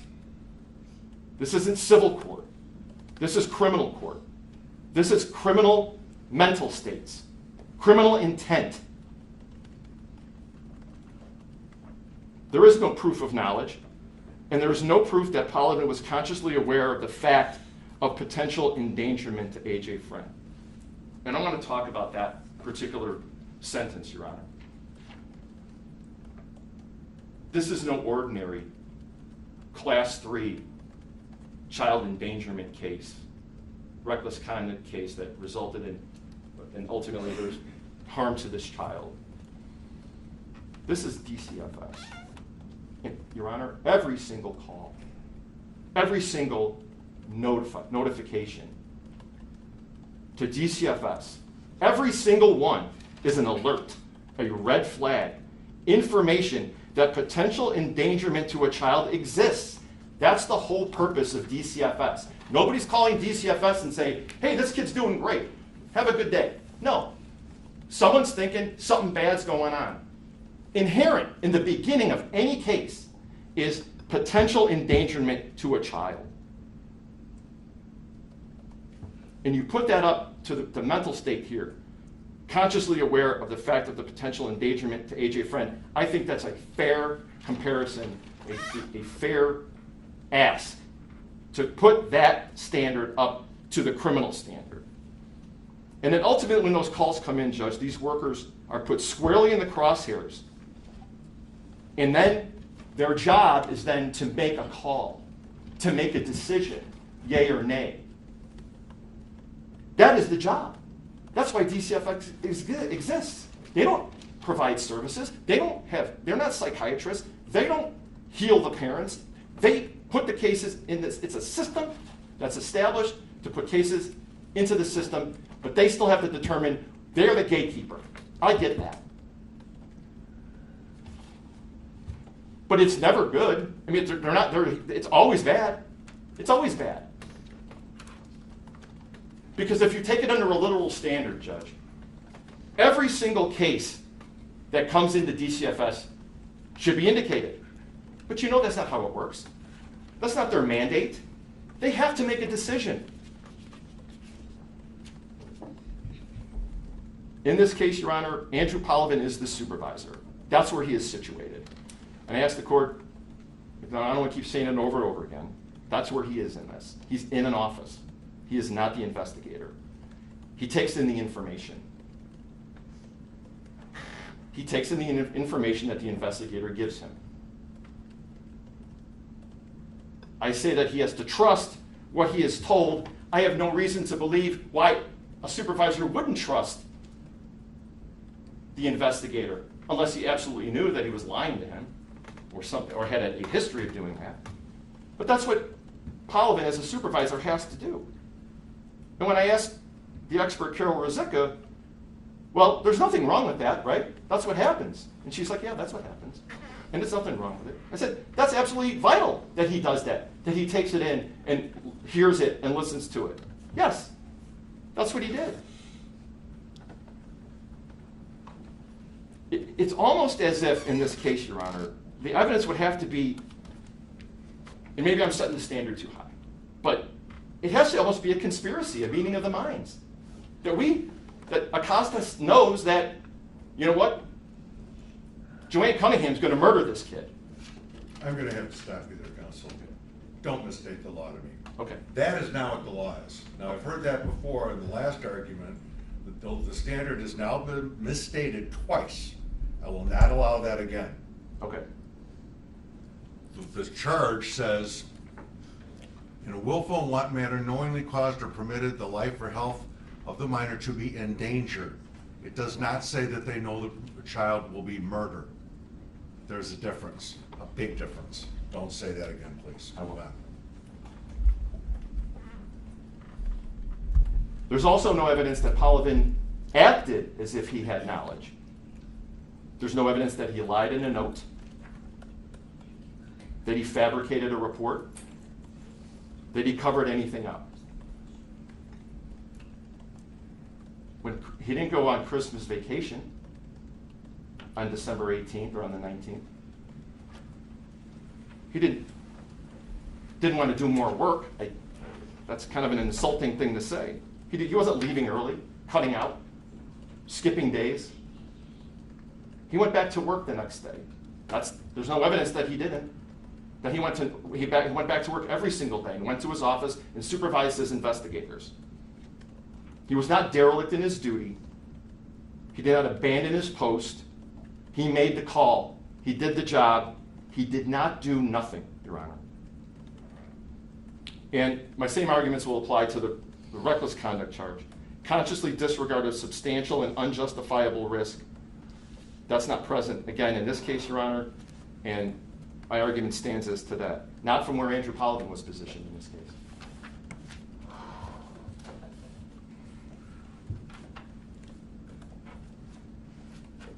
In the end, Your Honor, they got their scalps. They got him here. DCFS fires him, takes away his life's work, Objection. his living. Judge, there's not evidence of that. He's allowed to argue what he believes reasonable inferences from the evidence to be shown. So, overruled. Cast him aside. He gets charged with a crime, subjecting him to the judgment of the likes of Carol Ruzicka. Bells are rung in his life that can never be unrung. For what? To offer up some scapegoats to blame? To offer Polovin up, determine that the buck stops with him, so they can wash their hands of the whole department's failure? Blame needs to fall on someone. Don't look at me. Look over there. We would have stopped the murder if we could. If we had the chance. If it was us over there, we certainly would have done that. What are they gonna say? This is an impossible position to be in. I think the idea that he was a child protection supervisor for DCFS is an impossible position. It is a system, a bureaucracy set up to fail. It only works if it never fails. 100% success rate. That's what's needed. Otherwise, here's where we wind up. chance to lose everything, and being blamed for a murder.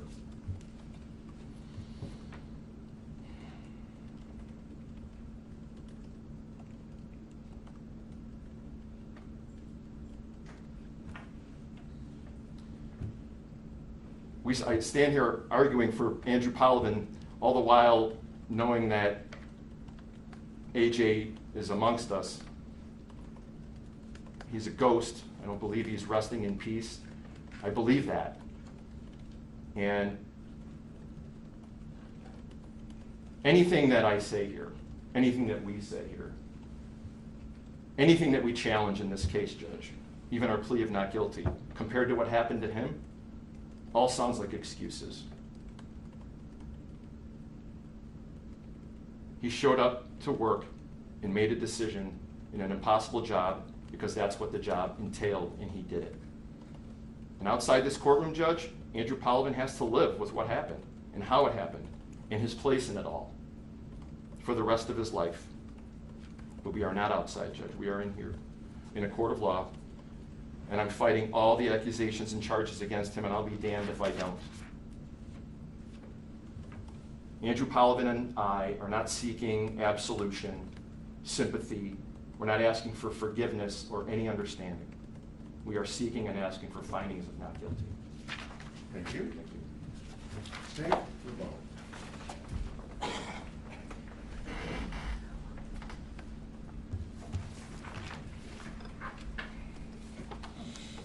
Let me start out by telling you something this case is not. These two being tasked with clairvoyant powers, but if you sit here and listen to what they had to say, that's what you would think they would be asking this court to find. And Ms. Lee said something really interesting, because they came out to investigate a bruise.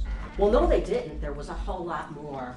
And Defendant Polovin's initial note says exactly that, but this is what it boiled down to them.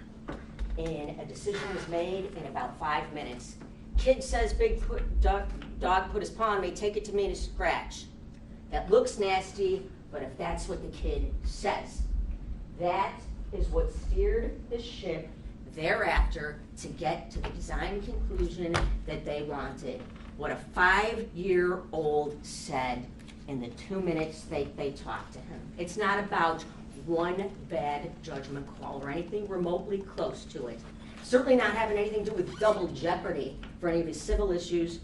This case is an extreme outlier in about an intended willful blindness. And let's look what was known to them immediately. There was no elaborate facade, that there was a stunning house of horrors going on behind closed doors with a secret life. Andrew Freund and Joanne Cunningham were certainly not pillars of the community, and what they were looking at in the first minute demonstrated something far below any minimal parenting standards. And really, a layperson would see the trio, and we're going to include Nowicki, and I will happily get to that subject matter, of dysfunction as a ticking time bomb, a powder keg that everyone was sitting upon. How many heroin-addicted lawyers are there with an abysmal criminal record and a history with DCFS? That A, B, and C sequence he was part of. Memorable. Julia Maida said that. Of course it was, in just 8 months before. But we're going to disregard that, and we're going to just look at this bruise and ignore the history. Was it Joanne Cunningham's charming personality? Look at her ridiculous behavior, crying hysterically over some stolen Suboxone and Adderall, yet again, because if you bothered to look at the police reports, you'd know this is a bit of a common theme bothering with the police. Not to mention a phone with no cell phone service. But then when she's arrested and her kids are suddenly very flat, giant bruise on her child, the dynamics are unbelievable. And when you look at and if you bothered to look, you've got Nowicki and Cunningham basically vacationing in a psych ward at Mount Sinai a few months before this incident, and Joanne is battering, physically violent, a nurse. The entire reason for this B sequence was not that Joanne Cunningham was passed out behind the wheel of the car. Had anybody known about that, and the kids, sure it would be. It was about Andrew Freund. showing up at that hospital room with those children looking guarded and uncomfortable with him, not calling him dad, and AJ having pattern bruises on his head. That's what was more concerning. And who was the supervisor on that case when it got closed? This defendant, yet again, Andrew Pollivin. The entire reason for the A sequence requiring AJ to go to foster care instead of home with his father was that Andrew Freund was also a heroin addict. That is what was going on at that time. And if you look at the notes in the A sequence that he was supervising, a collateral contact, Joanne Cunningham's mother said at the time, by the way, this newborn baby can't go home with him, he's potentially worse. My daughter's going to jail because of him because he's a bad lawyer. That was all right there. And with a matter of months from this B sequence, the paramour, Andrew Nowicki, enters the scene. That should have led them stumble into something that would get some protective services happening, some action on this case, rather than, if that's what the kid says. Let's take a closer look at this Nowicki development. We appear to only be very interested in hearsay being offered for the truth of the matter asserted when it's coming out of Joanne Cunningham's mouth. He doesn't live here anymore. Really?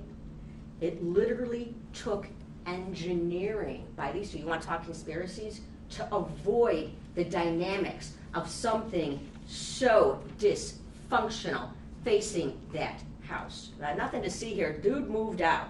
Dr. Channon clearly thought that was an issue when she was adamant, let's let the child go home only with the father. I'm going to hopefully not. All right, you can't really see that. It's a great detail, but that's our exhibit from the records. Told Carlos about the child maybe didn't mean to hurt me. I am not a forensic expert. A forensic interviewer should be sent. Carlos agreed.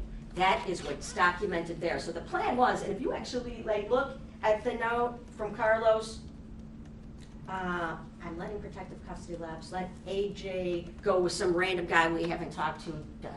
I know now that he's a sponsor, and go to an urgent care. Really wasn't his plan for this child to go to emergency room. Go to urgent care and take a look at that bruise, and let's see if it needs, what, a Band-Aid? A cold compress? Instead, they got a conscientious emergency room doctor that said, hey, I don't do pattern injuries. This is not good. I'm giving you pushback for minute one. Get a forensic interview out here. Get someone who can assess this. And by the way, I'm staying past because now I think temporary custody's taken. The boyfriend's in the psych ward next door, but Dad can get there. All right, well now Carlos is getting some pushback. This isn't really going according to plan. So he's making lots of phone calls, and that's all there in the documents, in the C sequence that he wrote. Do I care if the times are a little bit off? He's writing the substance of that. I'll get to the hypercritique of the SACWIS DCFS documents in a minute. But if you look at what she has to say, then in all capital letters, child to go home with father, signed by Dr. Channon at 20 military time at 8 something. I can't read it from here. And in case you weren't really sure that they weren't concerned, as we sit here and we critique Dr. Channon, she should have done more. Well, let's look at, in case there was any real question, and maybe it would have been a real good idea had you gone there in person. I'm not going to get picky on these P300s. This case doesn't turn on that either. I'll agree to that. Had you gone there in person, you might know that there's a boyfriend there having a lot to say about the mother, who, oh, by the way, now we decided can't go with her, so let's go with the dad. In case there was any kids wondering, they got, this is what's in the C sequence, the hard file. The caption up top, documentation of suspected child abuse in documenting to great degree about the inconsistent stories, what's concerning, maybe mommy didn't mean to hurt me, maybe she didn't mean, I was hit with a belt. That's what made these injuries. Based upon that, everyone decided it would be a good idea that, okay, Andrew Freund is the bastion of responsibility. Let's go home with him. Let's talk about the very conditions of the house before I get to him. Or I will go back to the conditions of the house before I get to the police reports, which council takes so much issue with and how we're using them. The very condition of that home, because we're looking at this in a vacuum now, screamed that you were seeing a household in utter chaos. They terminated protective custody before he even had seen a thing about that house, despite the long, involved hotline call from Officer Schippa that Ms. Freeze detailed. Worried about the drug use, worried about this paramour, worried about the condition of this house. Before they even took a look at that, he's letting it go. Not interested in where this man who's created a grand mal scene before 8 o'clock in the morning. The very condition of that home screamed, are you looking at childproofing? Are you kidding me? There's long cords dangling everywhere. Open, sharp boxes in the pictures in the dining room. Torn up floor on the counter. Carlos Acosta's sage advice is maybe cordon that off from the children. The ceiling's falling down. Did we see a picture of that taken by him when he got there the next day? There's a giant piece of wooden furniture propped up, leaning on the wall next to the bed. Yet another potty chair, overflowing diaper pail. Open chair and toilets in the living spaces and in the bedrooms. A cold fireplace that looks like it's being used for heat. It's cold. Chip paint, suspected mold on the door. And had he bothered to get the police report, he'd know. Why didn't he get building and zoning out there the next day? Did he turn on the water to see if it worked? Did he see if the heat Did he see if the heat worked? They were using it. If the house had burned down, we'd be standing here having the same argument had we unearthed this case on that date. And now looking at Drew Freund as being the absolute bastion of responsibility, let's take a look at the documented evidence of dysfunction that were lying in this case in plain sight and within their own files is absolutely staggering.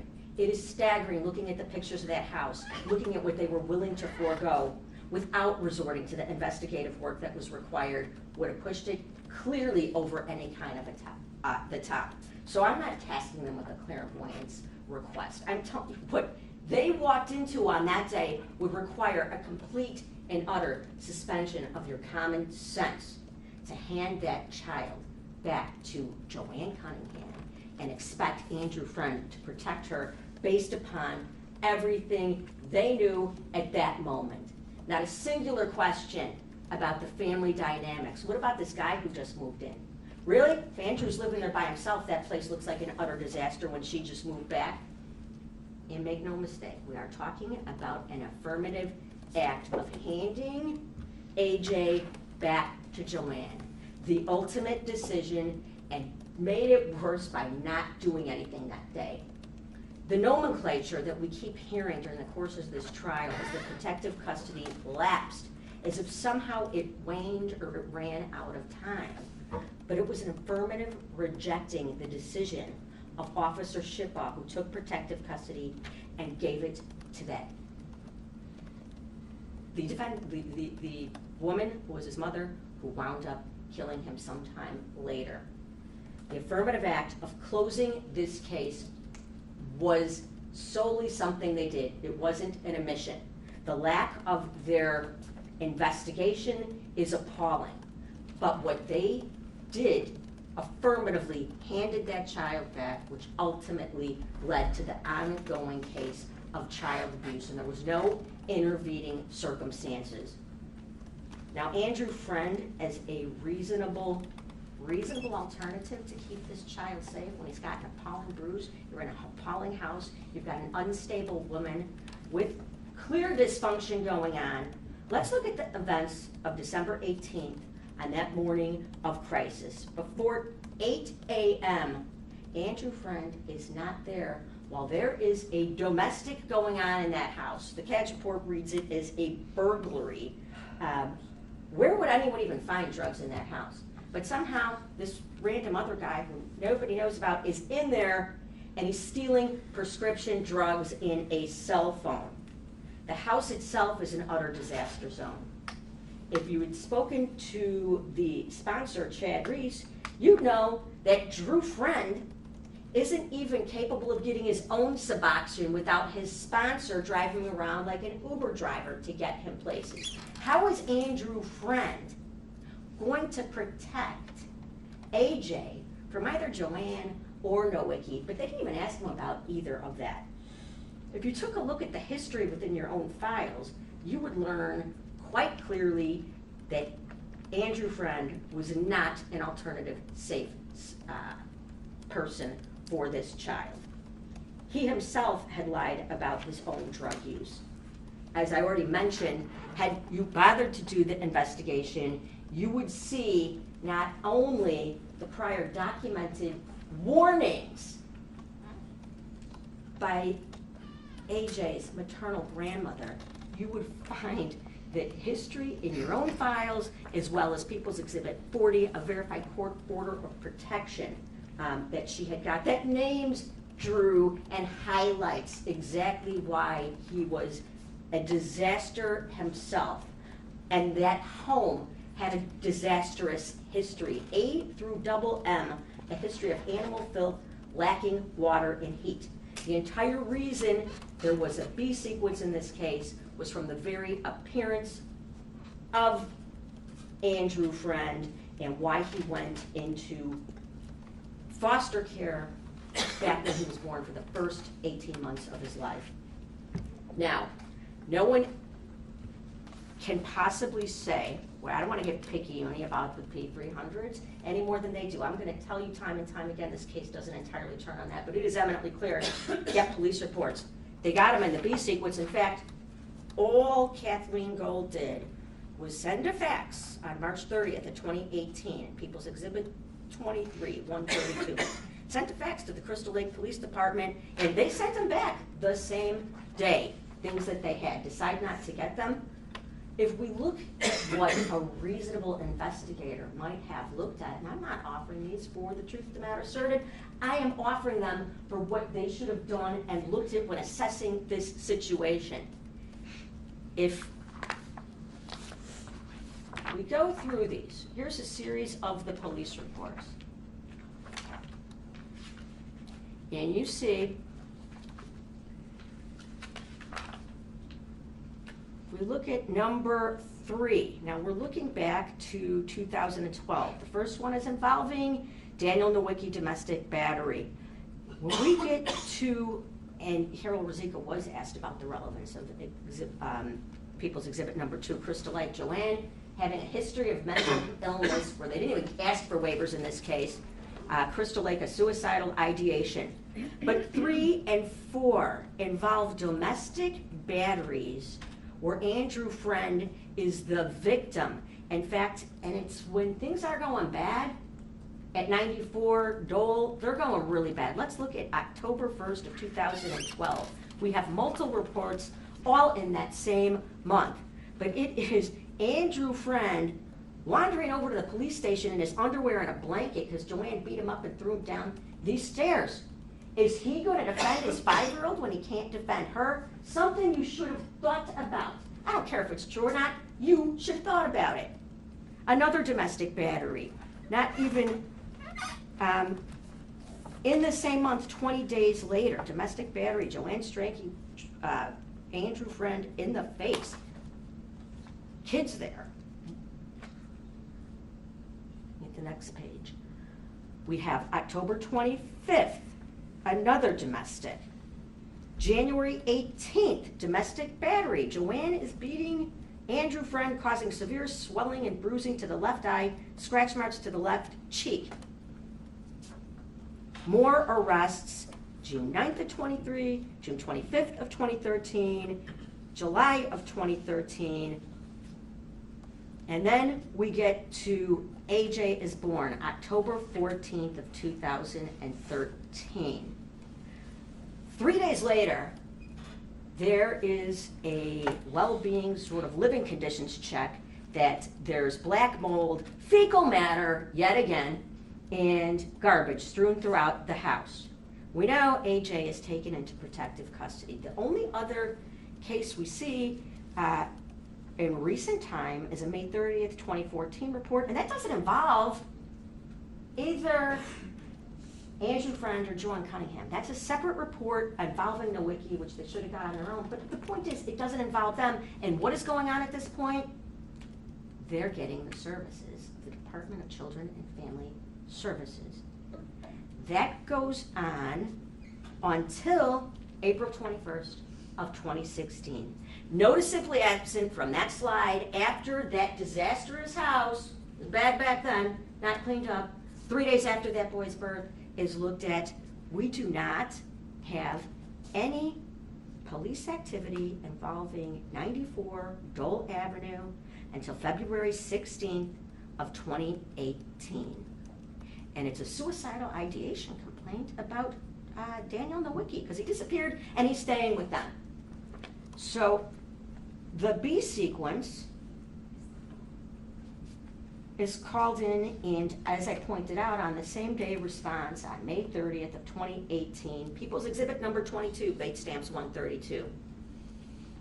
Got all that the same day. There's no subsequent requests. So in our demonstrative exhibits where they point out, well, we complied with getting the police reports because they were in the B sequence, and I took a look at them. Look at everything that comes down after that date that they did not look at. Ramping out of control. The Chicago, July of 19th, 2018, a battery, all right? And that showed up on Joanne Cunningham's lead sheet that they should have certainly taken a look at, and then you would have found out, or they would have found out, that Joanne and Nowicki are in a psych ward together. Crystal Lake on July 22nd, 2018, suicidal ideation. August 5th, 2018, involving 94 North Dole.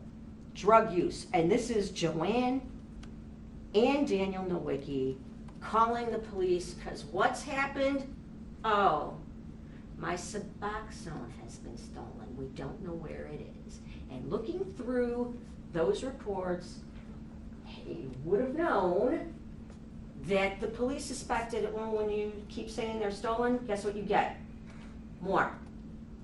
That's what a reasonable investigation would look like. That was the things that they were missing. But you are dealing with 2 police reports on August 5th for behavior that all hits risk safety assessments. And then September 20th of 2018, a living conditions check on the home because the power's been off for weeks. We're worried about the dilapidated home and a family living there, as well as we come to the December 18th, 2018 fateful interaction where Officer Shipaw did something and took protective custody of those children. And had they bothered to look at her 13-page report, you would have seen a collateral contact, a real collateral contact. It would have been Joanne's mom. We might have had some additional information, but instead didn't get any of that because everything they had was in the B sequence. Dr. Soder testified to a whole lot more than counsel's talking about, but she also my opposing counsel mentioned, she talked about risk factors and why these would be important. Carol Rosica wasn't the only person who discussed these things. And she pointed out domestic violence, even not involving child abuse, is hugely important. And a study taken back about babies being battered to death, there was in every single case a history of domestic abuse amongst the adults, even if it never involved a child before. But we do have that. We do have a child involved before. Look at through all this, in mental health, she said, was paramount, as well as substance abuse, because now you are engaging in unrealistic expectations, which I find an interesting play on words what we have here. Unrealistic expectations of children informed, and environmental risks. As this is just the first page. all of those risk factors there on every case, and the yellow highlighted are all the Dole Street addresses. We are looking at multiple red flag risk factors that would have been relevant for the defense, the defendants at the time. Every single one of those are the greatest hits of the police reports that any reasonable investigator would have looked at. Those reports would have told you Joanne Cunningham is absolutely out of control at this point and wrapping up. There was no request or a release for her mental health records as asked before. The domestic violence report, as my partner went over at great detail, was a farce. It was doing nothing more than checking a box.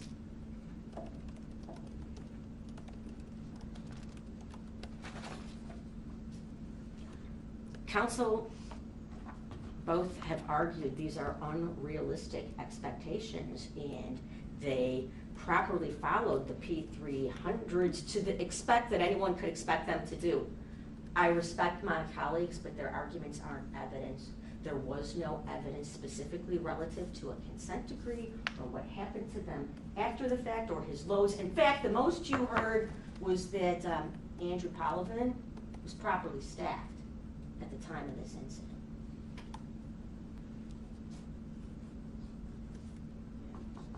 It's absolutely realistic to expect counsel to expect these defendants to have partaken in their job. He was required to document exculpatory evidence. Forget about the inculpatory evidence that we don't see. We don't even ask about what's going on with this belt. Did it hurt me? Corporal punishment? How would Andrew Freund have any idea? She hadn't been living there. We know that he's living in a house that's utterly disgusting. Looking at his own room, what are these dangerous cans underneath the bed that any child could get into? Did he take one picture of the ceiling? Where's the exculpatory evidence? He's obligated to do that as part of their job. Veritably missed everything of significance. He shouldn't have forgotten about the house, shouldn't have forgotten about Nowicki, and they absolutely minimized and ignored the bruise and what was straight in front of them. It wasn't just a bruise. Dr. Soder said, I looked at that and it would, unless pinned by a car, because we're getting the cumulative objections, highly suspicious, overlapping, clearly by a linear object. Not an accident. Children aren't easy to bruise. The bruising on his face, well, guess what? That's why you take somebody to a trained forensic expert. An emergency room doctor is looking for acute injury to stitch you up, take care of you right then and there, and that doctor told them from the first minute they walked in, this is not a case for me to be looking at. Get somebody else. And that would require them to call the CAC, and that alone, they should have done it. Where is the evidence that we're disregarding that because of what the medical evidence told you to do something else? The plan was go to urgent care, let's close this up, let's hope it doesn't get worse. It's the risk we're willing to take for whatever, because we just decide it's not that big a deal, ignoring everything else. Clearly missed opportunities, and they were directed and led that doctor to believe that a forensic interviewer was coming and someone who knew to look at pattern injuries were going to be doing this. And you know what? We're going to talk about one very important point on the P300s, and we know that protective custody was taken. It was taken, then it ramps it up differently for what they're supposed to do. And People's Exhibit number 5, the demonstrative exhibit, part of the P300s. It's got to be, you know, your investigator go out, there are certain cases that are significant. You've got a cop that's taken protective custody. What do we need to do now? There's rule-out factors. It's highlighted note. Protective custodies that are allowed to lapse, even though you're not really allowing anything to lapse. You cut it short of your own volition, did it intentionally and purposefully within less than an hour of being there. You have to meet the rule-out criteria. The rule-out criteria was not met. And I submit to you that house was a dangerous condition. Messy house standing alone? No, it doesn't get you there. This was something beyond that, and we don't suspend our common sense. Let's take a look at it, and it was historically a disaster. Most significantly, when we start looking at the rule out factors, they've met absolutely none of them.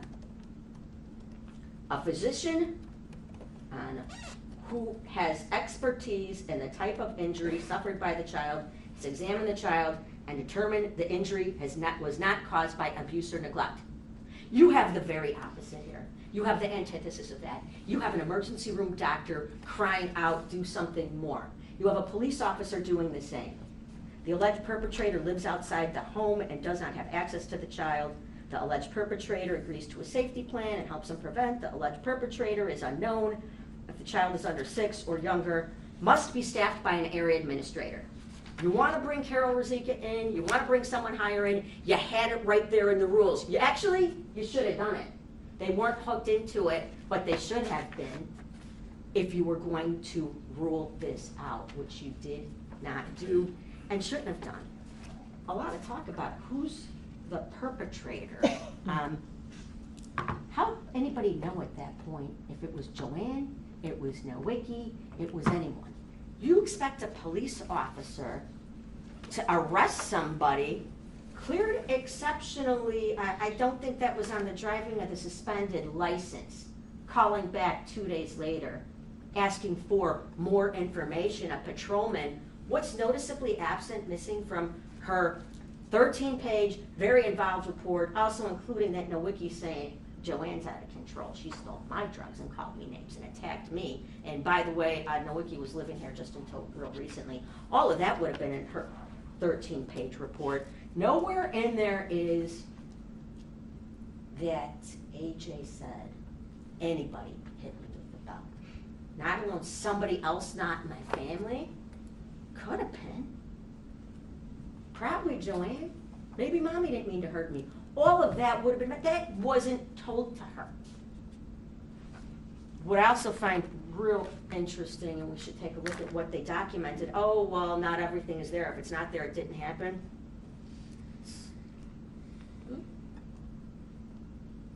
That's the waivers. That's the big waiver page that we have in this case. What do we waive? Oh, school age, that makes some sense. He's not in school, we can waive that. Child hasn't lived in other states. Okay, let's waive that. That's what I looked at, highlighted. Other adults, unable to locate. Andrew Poliver. Does not live in the home. Not able to locate? Where'd you ever look from? Did you do anything? You didn't. You just checked the box. But now, how about, why we didn't get any police reports?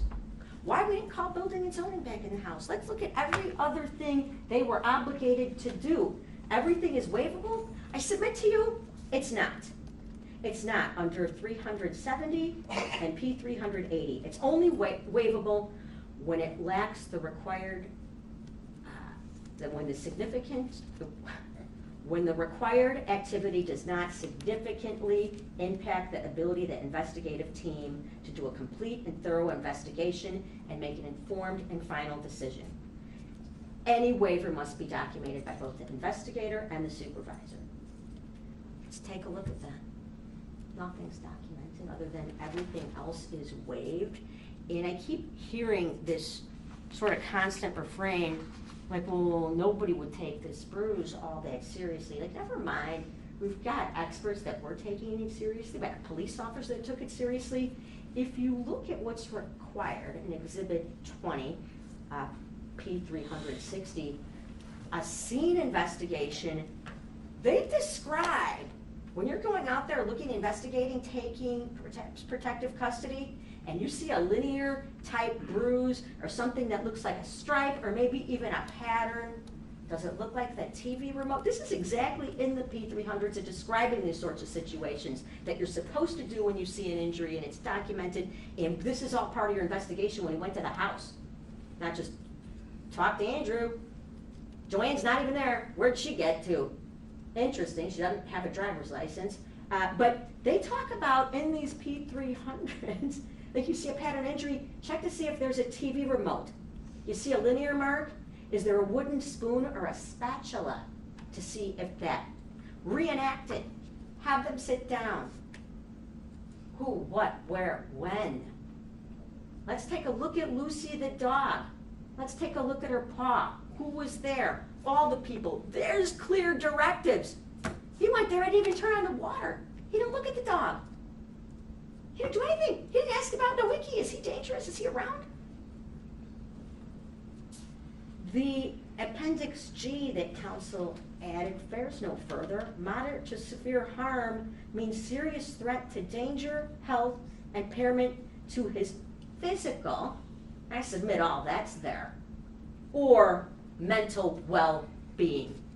Did anything in that house, you're supposed to be checking all these things, every last bit of these dynamics. There was no interest in doing any of that, just looking to wrap this up. We modified back to a plan B. Let's see that Drew's home. Ridiculous. To say that this is not a serious case, a number 11 bruises and number 82, the environmental alone can get your child taken away and should in certain circumstances. And I'll tell you what, this is one of them. You compound that with the bruise, you compound the bruise that is clearly not accidental. Even Dr. Davis, a preeminent expert, sure said, bruise, no, linear overlapping, bad area, a whole lot more bruising on the face. Someone who's actually looks at children for signs of abuse, saw all that more, that Dr. Channon wouldn't have been interested in. All that highly suspicious, consistent with an accident? Well, not unless he fell down the stairs, and I don't mean to critique him, but you'd see different bruises in other places. A bruise right there, overlapping, wrapping around that child's body. Any forensically trained expert would have told you that. And got services in there, and temporary protective custody never should have lapsed. And you had an expert, unequivocally, a Cook County expert, probably sees a lot more worse than what we do have on here in McHenry. If we're going to bring up the geographics, we're going to take it a lot more seriously out here. When I start talking about 32 years of experience and where we work, they're going to do a lot more in McHenry County, and Julia Maida told you that. To say that the case, not a serious case, they missed all the bruising to the face, and DCFS continued to ignore the bruising to his lip. You heard that children are harder bruised, and this is clearly, you would have to suspend every shred of your common sense to think that a dog who, if we're going to buy what the kid says, put a paw on me. There's no evidence with respect to counsel. Their arguments are not evidence. There is no evidence that his caseload was too heavy, that it was regular, the waivers were okay. It was the uncontradicted testimony of Carol Rosico, who they could dislike all they want, but it's also right there in the documents that you have. To suggest that you could not do a forensic interview is to ignore the directive of the doctor and to ignore the uncontradicted testimony of Misty Mariner in this case. She clearly said short interviews are okay. No, we don't want them being interviewed time and time again. But now that we've got something inconsistent that is terribly dangerous and concerning, you better do it again. Jack said, she clearly said that you could interview more than once. It's about environment, making somebody comfortable and safe, to establish the appropriate setting. To say that it's not a children's advocacy case is to just ignore the evidence that was presented to you in this case. And I would just submit, look at People's Exhibit number 47. Yeah, there was ER treatment, even though that wasn't his plan. Let's just go to an urgent care. The police reports that predate AJ's birth are too old to be relevant. I explained to you those, as did Dr. Soder. By the way, the P300 said, get the police reports. We've got some of them. And they say, get all the police reports. This is an American case. It certainly is. You had two people testify to the contrary. Suspected child abuse opinion, investigate further. That's what you've got. You've got a clear directive from a doctor, investigate further. That is when you're absolutely required to get a second opinion. There was urgent and immediate necessity. still staring them in this face. And even if in your wildest situation think that this is the sort of thing that you should let go, how do you not enter protective services?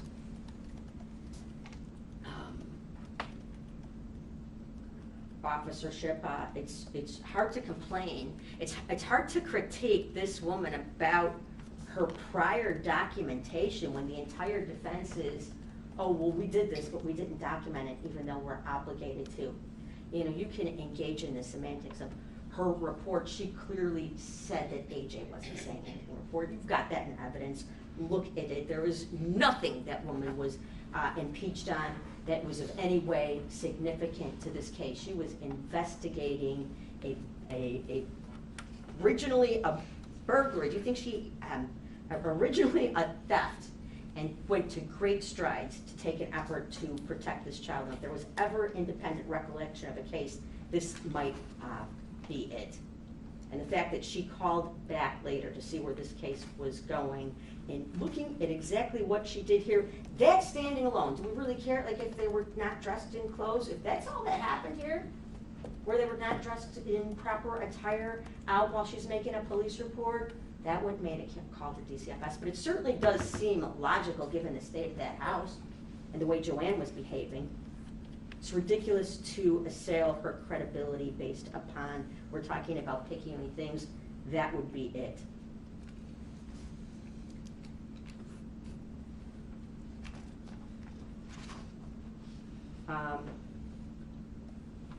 The computer system, the statewide automated child welfare informational system. Council takes issue with when the exact minute, because sometimes they auto-populate and overwrite from the intake worker. The sum and substance of everything that is being written down has come from defendant. Do I care if PC was actually, I know when he's documenting his interviews the next day, maybe his times are off. I don't really care. They let protective custody lapse, and that's their nomenclature. I'm telling you, that was affirmative, ridiculous act.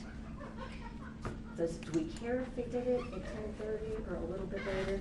It shouldn't matter.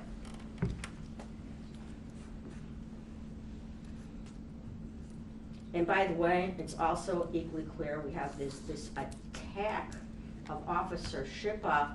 They're supposed to actually confer with her. It doesn't mean sending some letter. If you look at the P300s before a final closing, when there is law enforcement involved, that doesn't mean, especially when law enforcement has reached out to you more than once, when you are going to unfound the case, and this is the second affirmative act, and that is on January 4th of 2019, just weeks before that child is seen being abused in those January videos. And Dr. Soder testified clearly that child abuse escalates. It's the mental abuse, it is the physical abuse, and they are trained on it, and they know that. So if you don't do something to disrupt it, what are we looking at? Escalating child abuse that happened in January of 2019. They're supposed to talk to her before they unfound this case on January 4th.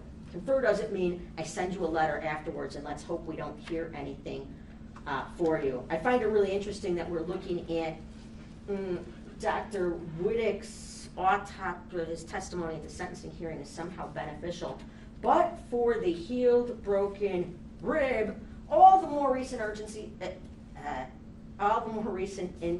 injuries are close in time. Well, okay, so stipulated. As I was saying before, and what Dr. Soder testified to clearly and was not remotely impeached or even questioned about is that child abuse escalates. So we're talking about something, when we talk about proximate cause, like the risk factor always was Joanne Cunningham and Drew Freund's ability to protect this child. Exactly what happened. There was no intervening circumstances. This is the proximate cause.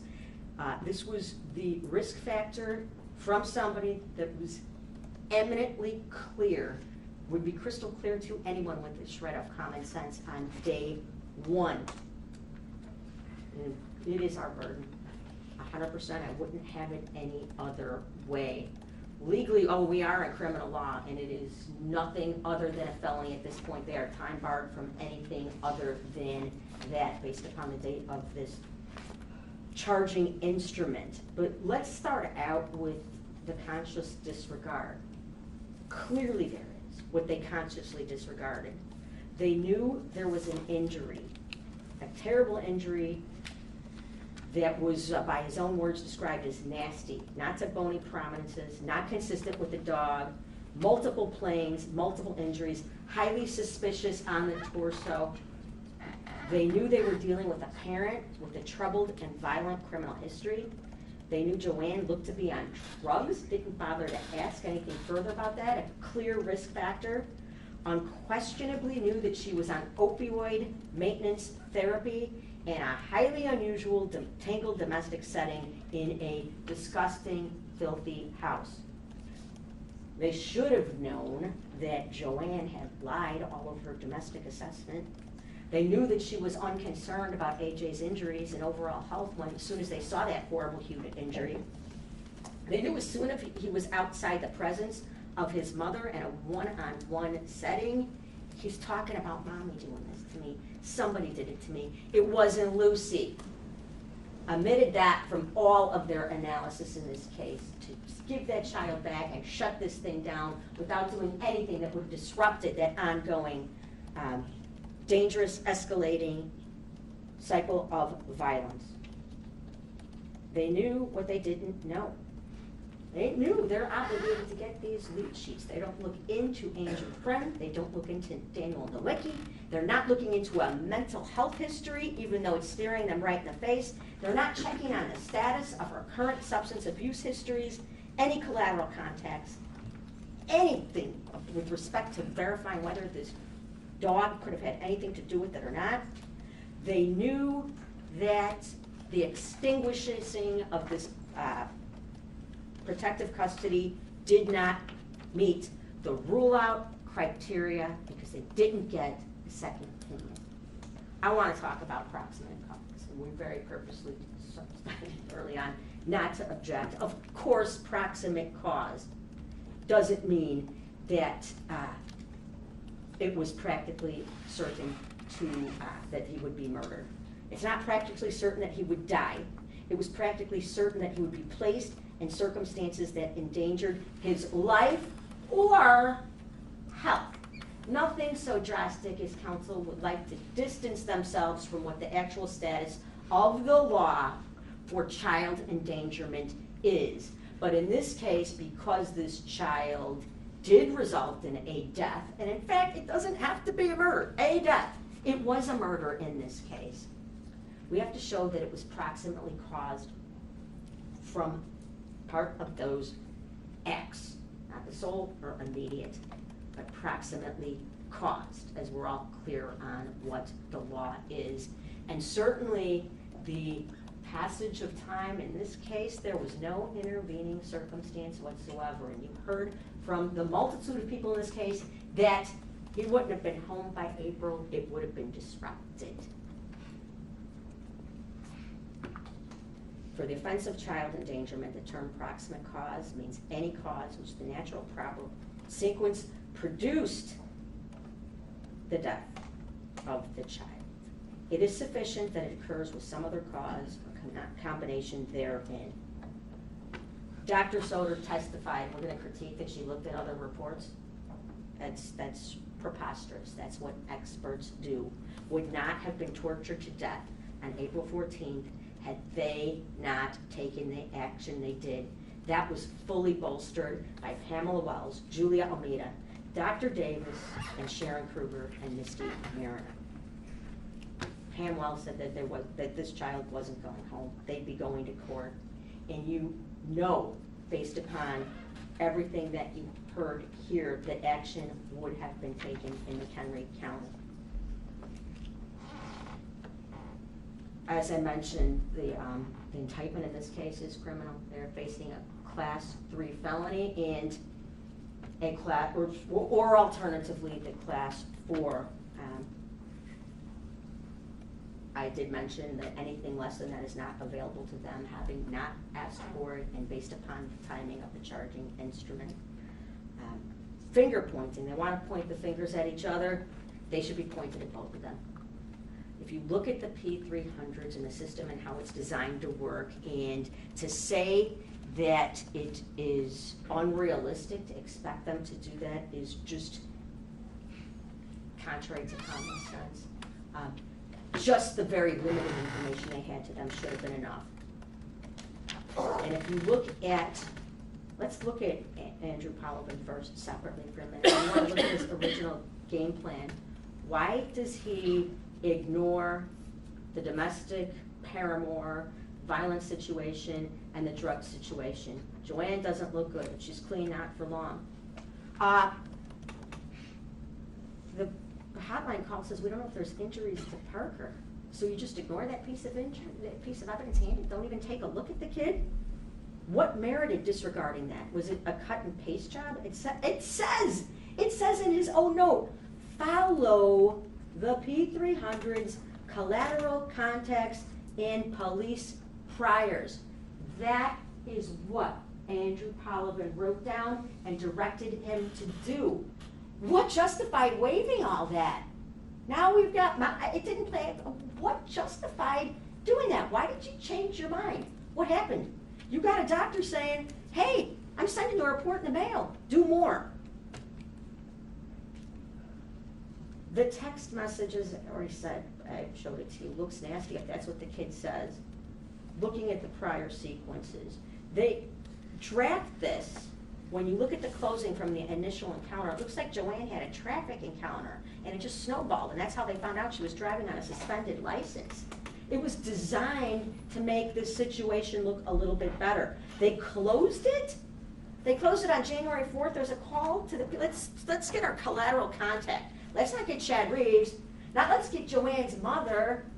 Let's not look for Nowicki anymore, even though I don't know what efforts you did to look for him. Let's call a pediatrician. And what do we learn from Michelle at the pediatrician's office? Kid hasn't been there in 2 years. So that is suddenly checking the box that says this is okay? AJ hasn't had his shots. He hasn't been there for half his life. That is the definitive coup de grace to wrap up this case. Great job. Don't even mention the emergency room doctor's concerns or lack of forensic training or AJ's statements about a belt, that a belt made those marks, that it was not someone in my family, or maybe mommy didn't mean to hurt me. Looking at Acosta, this defendant, what propelled him to say he just decided he didn't think the bruise was that significant? I talked to Joanne, she's in the lockup, talked to these kids, they won't talk to me. Let's just let PC lapse before anybody looks at it, and I'm not even gonna check out the house. Didn't bother to try to roll off. He lets Joanne trot off with a sponsor who he doesn't even bother to talk to. Like AJ had a sore throat that day. Somehow, they actually wind up an emergency room doctor, getting immediate pushback. And at 4:15, he's back on the phone with Joanne, like, because now the doctor's giving him additional pushback. 4:45, he's calling back, okay, change of plans. Don't let her walk out of there. The dad's gotta show up. Just from that one visit, he doesn't ask her to be drug tested, he doesn't do anything. How would he even know Drew's not doing heroin? She's got a boyfriend in the house that just broke up on a Saturday. Or was he in the house? Talk about inconsistent versions. And it's not like we're talking about some alternative lifestyle commune. When you look at the state of that house and you use your common sense and analyze it, how would he know that there was no corporal punishment being used? She said she just moved back in. She's got a boyfriend with her. No pictures of the alleged purported exculpatory evidence. Didn't ask about Lucy, didn't ask about a belt. Didn't ask about building and zoning, checking the water. Same thing. Oh, I made my final call to the pediatrician. We're done here. We're not going to get anybody else's leads. We're just going to get Joanne's. I see there's a very recent battery, but we're just not going to do anything about that. To suggest that they're being called scapegoats is ridiculous in this case. What it is, it's absolutely a crime. I don't really care that he was disciplined before. It could certainly be both. And when you commit a crime based upon your conduct, then we'd be irresponsible to neglect our prosecutorial discretion and not hold them accountable for their acts. No, you're not charged with involuntary manslaughter, neither one of you, nor even charged with first degree. We're not holding you accountable. We're holding you accountable for your actions, because you should have known and you should have done better, and were obligated to by what was staring at you. You handed this child back. They're not bystanders. It's not like, well, if you don't see something, say something. You're tasked with an awesome responsibility and did nothing. Made a mockery of that paperwork. There's not a single person with any meaningful participation in this case that didn't see danger coming from Joanne Cunningham. It was not safe for AJ to go home, and they knew it. And you can't ignore or disregard the facts that support the obvious conclusion and be like, oh, who would have known? An inveterate heroin addict with a history of violence who's clearly mentally unstable, with a kid who seems to keep suffering strange injuries, and she's lied to you about your reports, and you've got a Leeds report in your hand when you're doing this assessment and don't do anything about it. But you're gonna talk to her again. We talked to Andrew Friend, and that was enough. Submit to you. Call it ludicrous and irresponsible and negligent all day long, but it is also criminal. When a child dies horrifically and painfully in an entirely preventable way because of apathy, indifference, or maybe just, it's not scapegoating, it's accountability for your own affirmative actions, something that has been lacking for far too long. Had those two done their job, 5-year-old AJ would not have been suffered great bodily harm in March of 2019. And that is when, and we have submitted to you two issues. I'm gonna submit to you, my partner said, you know, it's one or the other, and it is. I submit to you, this is class 3 reckless endangerment. If you think the mental state is something other than that, the class 4, certainly committed by death. We can all agree that's bodily harm, but the reckless endangerment would have occurred certainly sooner based upon those photographs of that child in the bed with those blackened eyes that Dr. Soda required medical intervention or a CAT scan. You don't need to be a child protection specialist with advanced training to know that if you impose zero accountability on a parent who's not only clearly struggling, but does that to a child, and you offer no services to help, you've endangered that child.